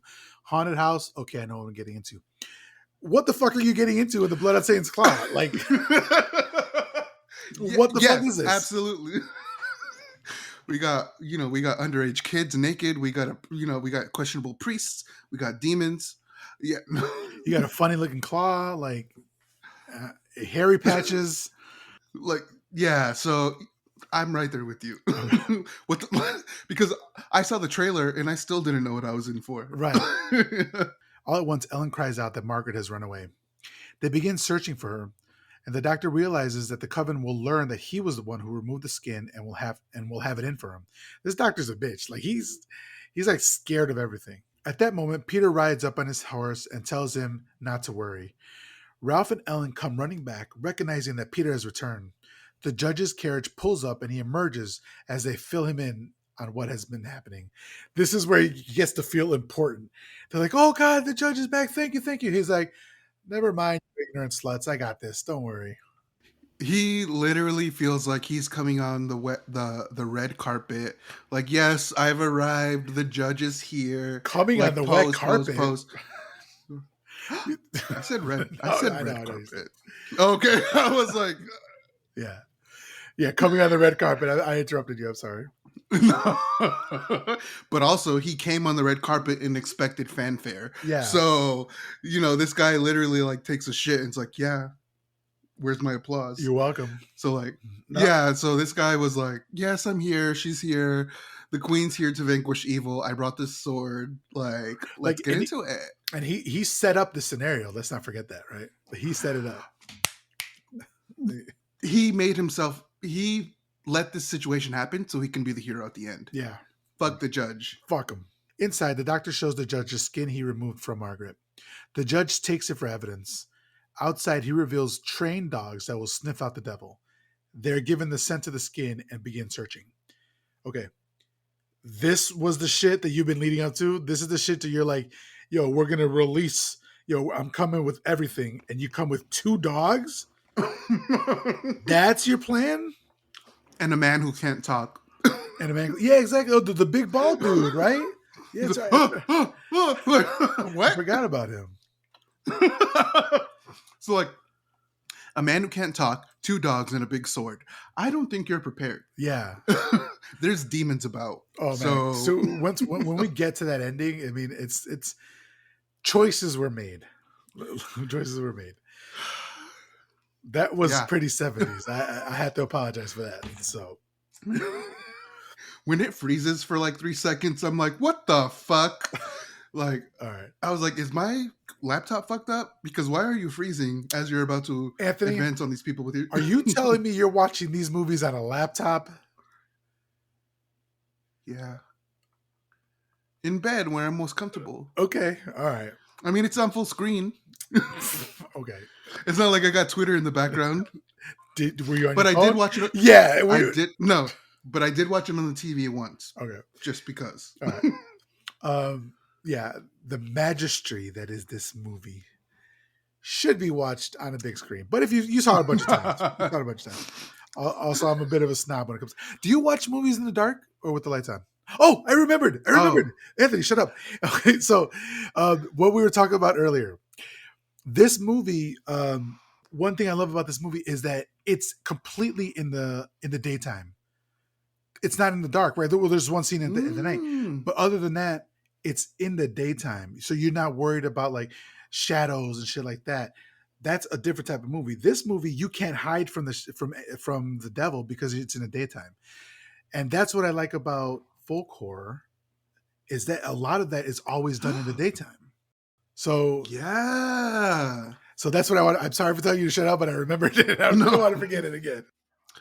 No, that's really cool. That's really cool. Like, oh. Yeah, that was I like that. That was the big thought that I had to interrupt you to say. Oh God, that felt good. I like that. That's because that's a really good point because there is something a tad bit more horrifying when all the terror takes place in the daytime. Like that's when you think you're safe. Right. So the fact that this movie takes place in the daytime when you think you're safe, nah, demons still about. Yeah. Like you're not safe. Yeah. There's nowhere to run to. Mm-hmm. I mean, honestly, and they're performing the rituals on like old churches. So like you can't even use the church as refuge. Right. Like there's no sacred ground. There's no safe place. Exactly. Or safe time. I love that. That's exactly right. Okay. Oh, fantastic. You seem so relieved. Oh like my you just God. took a fantastic dump.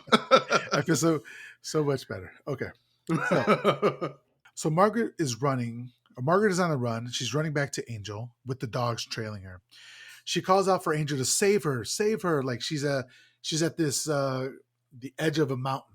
And it's funny because Angel, like she's begging for her to be saved. And then she ends up walking into a large bear trap, which looks fucked up. And all of a sudden Angel descends from this mountain like Moses descended from the mountain top, you know? And she's supposed to be her savior, but in fact, she's not her savior. She asks, what has she done? And Margaret confesses that they kept her for a week at their farm and that they removed her skin. And when Angel sees that the skin is gone, she tells Margaret that she will leave her to the dogs. And then Margaret continues to struggle to free herself from the trap. And then Angel just dips.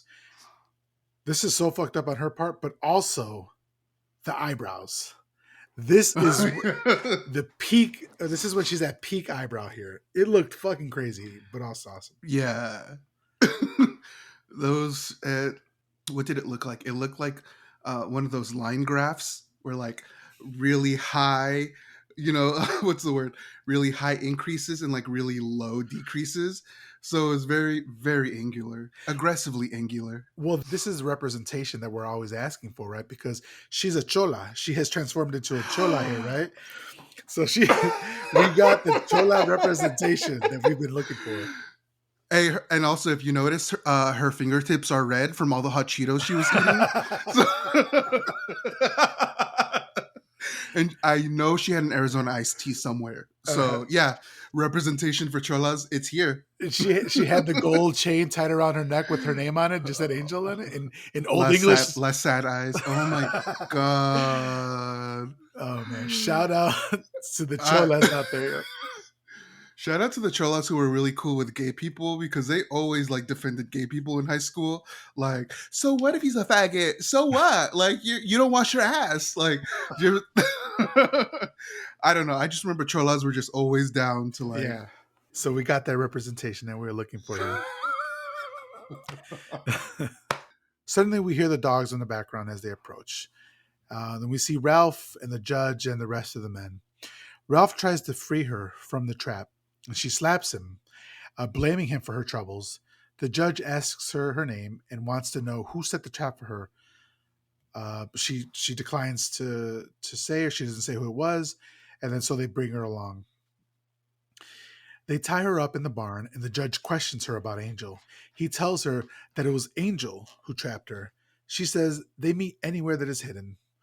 Under threat of the dogs, she admits that tonight they will meet at the old church. The judge says that's all he needed to know. So she tells him that it's too late and that tonight her master will be strong enough to defeat him. Later, Ralph is seen weeding a garden. He accidentally cuts his ankle and begins to peel back his sock to observe the wound. He's horrified to see that the devil's skin has started growing underneath. Then we hear like a raven like cawing, and it feels like it's mocking him as like he runs away. So this is what I was asking you. Like I didn't know if this was the leg that the behemoth needed, the final piece you needed. I don't know. I think so. Yeah, It just to me it just makes the most sense. Especially yeah. Uh, Even the first time watching this movie, I was like, okay, so the demon needs that leg for themselves to be formed. You know, to me, I was like, all right, cool. A lot of things don't make sense, but that it made sense to me. yeah. So returning to the house, Ralph knocks until Ellen opens the door. It's like, Ralph, hasn't she had enough problems? Like, why do you keep going to her? Like, leave her alone, you know? God damn. Like you're causing this woman a lot of distress. So she asks about his leg, but he tells her not to look. And then she tells him that the judge will take care of everything in the village. Ralph says that they may be coming for him and asks if she is alone. She says Peter went to the village, and then he reveals that he got the skin from Kathy, and then he goes upstairs. The squire is talking to the villagers about the situation. The judge is seen approaching in his carriage. He emerges and says that only those resolved to fight this scourge may accompany them. And then they go off, mobbing like they do, you know? Just a full fledged mob. Always love to see it. Pitchforks, Pitchforks and everything. torches, the Yeah. whole nine. Mm-hmm. So Ralph looks out from the attic window and sees the villagers carrying the torches. He begins to hear approaching footsteps, which grow louder and louder. Finally, he realizes that the devil is coming for his piece of skin. So the mob arrives at the old church site where a ceremony is going on around the fire. Angel stands in front of Ralph. That was quick. I mean, the timing doesn't work, right? Because Ralph was at his house and then the devil Mm-hmm. took him, Mm-hmm. unless they poofed and transported there. Or maybe no, because the mob knew that they were at the church. So I don't know. Timing happens. No, yeah, it's one of those things where I'm like, you didn't put any effort into explaining, so I'm not going to put any effort into understanding. Yeah, it is. So It is what it is, right? exactly, like I guess this is where we are now. All right, 70's bullshit. Angel stands in front of Ralph, who has been brought there to give his flesh. She indicates for the ceremony to begin, and the coven members march around the fire as one girl strips and dances before Ralph, giving him the knife. So, see, this is what we are talking about earlier. Like, he's given the option. First of all, he's not sexually assaulted. Secondly, he's given the option to take off his either to kill himself or cut the skin off. I'm not sure. We don't know. Mm-hmm. Then Mm-hmm. Angel watches from the side, and the judge and the men arrive and hide their torches, watching the ceremony. The judge calls for the large crucifix slash scepter. Well, he calls for something, right? We don't know what it is yet. He calls for like this huge thing that he brought with him, and all of a sudden unfolds it, and it's this large crucifix slash sword. And Angel sees it and cries out, and and then the whole crowd like, "Oh my god, what is it?" But it's like I don't know anime, but I've seen. Do you know anime? Yeah. Oh, yeah. I'm a big fan. So first of all, shocking, very shocking. You didn't know that? I didn't know that. Oh, I thought I talk about it a lot. Oh, I Damn. guess whenever people start talking about anime, like in the Discord, I just ignore. I Ah, you just check out? yeah, I No, check like, out. oh, I fucking love anime. Okay, so Like, isn't there an anime, or maybe it's a lot of animes where there's this huge ass sword that people use to wield around? Like, isn't that a thing in anime, or am I tripping? no, I mean, no, I mean, that's kind of a thing in general where somebody has like this supreme weapon and it's typically wielded by a male and it's typically a sword. And like a lot of anime takes, not a lot, but a lot of like weapons and sort of themes take inspiration from religion. Like in one of my favorite animes, it's about robots. There's a weapon called the Lance of Longinus, and that's supposedly the thing that cut Jesus's side when he was being crucified. Uh, So like in my opinion, I think a lot of anime takes inspiration from religion, especially like when it comes to like their weapons. So the fact that this priest judge, the fact that this judge has like a religious weapon, I can definitely see how there's anime where there's something similar going on. so, but that's what I was thinking of when he pulled out this big ass knife with this big ass sword, was these anime swords. So, but anyway, like it's so unwieldy, like it's huge, and it's like, but how you can't like wield it, right? He's just basically holding it with two hands. But anyway, Like so he's too old and not strong enough. right, right. Like he's struggling. Angel sees a sword and cries out, and she rushes towards it and is stabbed in the darkness, and she falls to the ground dead. So Angel is dead. So I just want to make that clear. Mm. And then the judge wields the sword toward the other coven members, who begin to cower and retreat. Then the fiend, the Behemoth, the devil, whoever you want to call it, is seen facing the sword, and gradually his devilish face is shown in the darkness. It looks like this wavy fungus that you see on trees sometimes, and I did not appreciate Hmm. it. It looked very disgusting. Uh, I did not like it. I was not a fan, but I mean, it looked cool. I just don't like that. So the judge fearlessly continues pressing the sword toward the devil, then finally stabbing him in the gut, and then he lifts him up over his head and drops him on the pyre. And all this is done in slow motion, with the devil hopping around on one leg, since he doesn't have Ralph's yet. And the score here is hitting at its peak. It's at its wow, wow, wow, wow, that sort of thing. And something that should have taken like 3 seconds has taken like 2 minutes, because it's slow fucking motion. Yes, And it's just so funny that, because I don't know. It wasn't. They were trying to add. I don't know, like some. I don't know what they're going for here. I don't know. I think they kind of understood that their ending was a bit lackluster, and so they tried to add these effects and this music to like punch it up a bit. Yeah, But it's like, nah, like this this ending was not it. They had the demon being put over the fire like a marshmallow and end the film. Like, yeah. They were trying to add some gravitas to it. Is what I was going for. mm-hmm. And then at that moment, after the devil is dropped on the fire, the devil's skin has disappeared from Ralph's foot, and they watch as Satan burns. And then the last shot is that of the judge's eyes in the background, as the flames like whip up around him and his face, and good has triumphed over evil again. And I just wanted to say that the original ending here was going to be after this happened, the judge and the mob hunt down the rest of the villagers that had aligned themselves with the devil. But the studio said no, since it was deemed too harsh and sad of an ending. So, like a depressing ending. I don't know. I think that would have been cool, but also it would have added to our runtime, which don't think we necessarily needed. But I'm like, wait, so these people who align with the devil are just like fine to live another day? Like, I think like we can infer that because the devil's skin has gone off of Peter, is it Peter? No, off of Ralph, then he's gone back to normal, and hopefully everybody else has gone back to normal. But even if they've Mm. gone back to normal, how do you go back to normal living in this small village with somebody who's killed your daughter and your son? Like, I'm not going back to normal. Like, I'm going to jail because I'm fucking you up for killing my kids. Chances are I probably love them. So yeah, the fact that you took them away from me, yeah, Anthony, that was, but despite the ending, that was the blood on Satan's claw. So, what did you think? I gotta say, this movie gets points because it doesn't take place in the 70s. There's a lot of shit that I hate about the 70s that I did not have to experience in this movie. This movie was just only made in the 70s, and that's for me not the biggest downfall. But the thing that I found most disgusting in this movie is because this movie was made in the 70s, and that's the sexual assault scene where they were pushing their boundaries and trying to push the limits of acceptability, which, like, once again, I fully acknowledge that the 70s was a period where people tried to do this.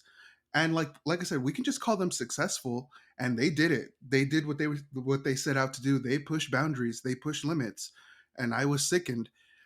But I think this movie, because of that, this movie highlights a little bit about what I don't like about the 70s is the shock value and the, trying to get you where they can, trying to let's see how much I can shock you. Let's see how much I can make you uncomfortable. Which I think we're gonna oh god. Because of multiple maniacs, I can tell that's probably gonna be a recurring theme throughout the movie, just exactly how throughout the series rather. Uh I think we're gonna find different ways in which people try to push boundaries. And so I'm just like, can't believe I have more of this. I'm pretty sure more of this is going to happen. But overall, I mean, it was a folk horror movie that I absolutely really enjoyed. It reminds me of The Witch. It was just a really cool story about like demonic possession and a demonic satanic cult, kind of. It was just overall an interesting movie. And I don't think, like with Friday the 13th and Freddy Krueger, Nightmare on Elm Street, those movies inspired a lot of other movies that came after it. With Blood on Satan's Claw, I don't know what movies that inspired. So for me, like this movie is actually like incredibly really fresh, and I haven't seen many movies that remind me of it. Only one, so I think it's worth a watch if you haven't seen it before. It's just something to add to the list of shit that you've watched. I think it's worth watching. Yeah. Yeah, I agree with you. Like, this isn't like a lot of other movies, and even within folk horror itself, it's kind of special. I love what they did here. Love what they went for. I don't love all aspects of it, Mm-hmm. but there's something about like that dirty Texas Chainsaw Massacre felt dirty and grimy and like dusty. Mm-hmm. Like that's what folk horror is. It's like we're not worried about dressing up our actresses to look as beautiful as they possibly can. Maybe to extent, maybe they did that with Angel a little bit, but even then, I don't know if she had a lot of makeup on or whatever. I don't know, but We know she had eyebrows. yeah. That's about it. Oh yeah, well yeah, but other than that, like we're not it's outside of the Hollywood, like the Hollywood machine where Mm-hmm. all Mm-hmm. like all the women need to be beautiful and voluptuous, and also everybody needs to look their absolute best, and all the men need to be as handsome as possible. And that's not what this is here. This is dirty, like this is down to the earth, like grimy, muddy. And I love that shit. It's not overly produced, and I really Mm-hmm. appreciate that. Mm-hmm. And as far as the storytelling, man, I love. There's nothing more I love. One of the things I love most about horror, and why I keep coming back to horror, is the storytelling. And I think that you just don't find this sort of these sort of stories in other genres, and even within the genre, you don't find this kind of story a lot. So I really really enjoyed this movie. I'm glad that you brought it up. I'm glad that we wanted to talk about it. So all right, so Anthony, that was Blood on Satan's Claw. We talked about a lot. We had a lot of I think we had a lot of fun talking about it. What would you rate this movie out of 5 upside down crosses? At a 5 upside down crosses, it's a solid three, right? Like it's a hard three for sure. I think if you like folk horror, I think if you like older movies, I think it might be a little bit higher for you. But I think maybe as just someone who hasn't seen it before and someone who likes horror movies and this movie's never made it on your list, It's a solid 3. It's at least worth a watch, and you're not going to feel as if you wasted your time. What about yourself? It's at least worth a watch, is what he says to me. Hey, that's a compliment, okay? I don't think you could have hurt me any more than if you said it's at least worth a watch. Okay. All right. It's a movie, you know. Uh, All right, you It's got it. on Okay, stop, Shutter. stop, No, stop. it's on Tubi. All right, actually, it's a pretty good rating. Three Upside Down Crosses is a good rating. I think it's not a perfect movie at all, but I really loved it. I enjoyed a lot of aspects about it. I think the direction was great. I think the acting was great. We didn't talk about the Hmm, score too hmm. much, but the score was really good as well. It had a lot of stuff going good for it. It had some distracting stuff, like unfortunately the sexual assault, and then also the child nudity, or P. yeah. With that said, I'll give it 4 upside down crosses. I really really like this movie a lot, and I love folk horror. And there's actually a documentary on Shutter. I'm sure people have been seeing it so far. I haven't seen it yet. Um, let's see what. Shout out Dylan for recommending it. Okay, yeah. Well, she recommended it to me. They Okay, recommended it to me? yeah, yeah. So the folk horror documentary is called Woodlands Dark and Days Bewitched, which is on Shutter, and I think it's like a 4 hour long documentary. And I Ooh. really want to watch it. Like you said, friend of the show, Dylan, has recommended it to you. So and I think perhaps myself as well. So I'm going to be checking that out. But yeah, absolutely love this movie. Deep friend of the pod, Dylan. No. So typically, what we do is, as we just explained last episode, normally at this time I would be recommending some movies to my guests and having them check out those movies and come back later on and talk about them. However, we are blessed with Anthony for 8 more episodes. We have our schedule already picked out, so he's going to be coming back. So instead, what we wanted to do is kind of this why the 70s rule and why the 70s don't rule. And so I'm going to give my viewpoint on it, and Anthony's going to give his viewpoint on it. So I just want to say that they weren't afraid, the 70s rule, because they weren't afraid to take chances on a story. I love slashers, but they don't typically have a very good story. The characters are well written. They're transgressive, meaning they're a violation of accepted or imposed boundaries, especially those of social acceptability. People were crazy for the occult in the 70s. And I really love Hmm. occult movies. And perhaps it has deeper roots in like boomers questioning religion and their own mortality at a time of war and nuclear annihilation. Like I don't know if that was part of it, but maybe I'm sure it was. It's in the zeitgeist. It's definitely in the zeitgeist, right? So whatever the reason, like satanic stories were the name of the game for a lot of horror cinema in that decade, and it was a good thing because I love that stuff. So the interest in the dark side was genuine in the 1970s, and the specter of Lucifer lurking in the shadows made things all the more horrifying. So from the Omen to the Sentinel, from Alucarda to Blood on Satan's Claw, satanic horror has never been so good. I should say has never been so evil as it was in the 70s. All right. Booyah! I don't disagree with you. I love everything that you just said. It makes so much fucking sense. Also, to lead into my opinion is I can't I can't say anything without giving this movie credit for once again. Yes, Angel was lying, right? But the fact that her father still had her back, I have not seen that and I don't remember the last time I saw that. Um, I don't remember. It's 2022. I don't remember the last horror movie that I saw where a father has his daughter's back so clearly. And to me, that's something that's incredibly appreciative because in the 70s, this was done in 71. So it was a little bit before like abortion was like kind of legalized for women, or it was more of a thing for women. It was more acceptable or what have you. So like I think there's something there because this movie was made in the 70s. I really appreciate that the father had his daughter's back. It's not something I've seen since or before.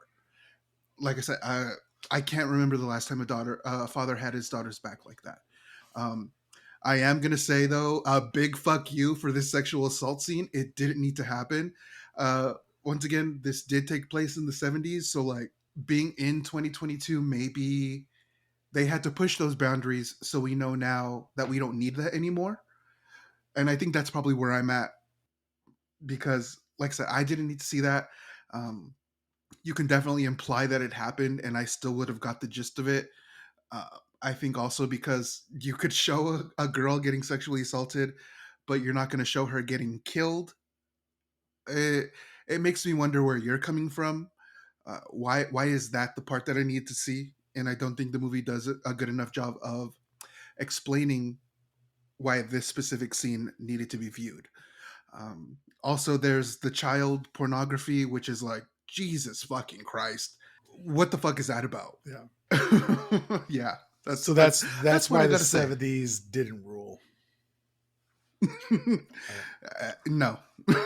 So the 70s is still on my shit list, but maybe, let's see what happens further down the line. My Okay. opinion is, my opinion can change, but right now, I don't like what's going on. All right, I gotta come back again. This one wasn't the hottest one that I threw at you, but next week I'm going to be coming with that heat, with that fire. We're going to see what Anthony says about this. We're going to be watching Blackula from 1972, I and think I'm gonna love it. I think I'm gonna fucking love it. I mean, we went from multiple maniacs, then we went Blood on Satan's Claw. Now we're coming back Blackula straight 70s. You know, it's Just this is that listen. There's 70s, yo. listen. There's a black person involved. I know they're gonna act right, or at least that's what I'm hoping. So Okay. also, I want to say like for 1971, we were also thinking about discussing The Velvet Vampire, Willard, and Bay of Blood. So, like, if any of you who are listening have ever seen any of those movies, can you like hit me up with a few reasons why I should watch? Because any one of these could have been the topic of today's discussion, and I kind of want to know what I'm missing out on. If you can help. Yeah, because he's not taking my he's not taking my opinions anymore. With a grain of salt, Yeah, that's. But exactly. I am taking your opinions. All right, Anthony, it's been another great episode. I always enjoy talking with you. Thank you so much. Thank you for letting me come along on this tour of the 70s with you. I appreciate it. And then we'll see you all next week for Blackula. Peace. Bye.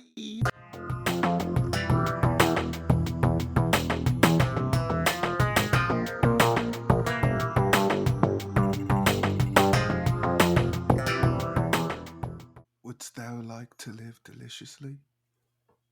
Taste of butter, beautiful dresses, flight? I don't know.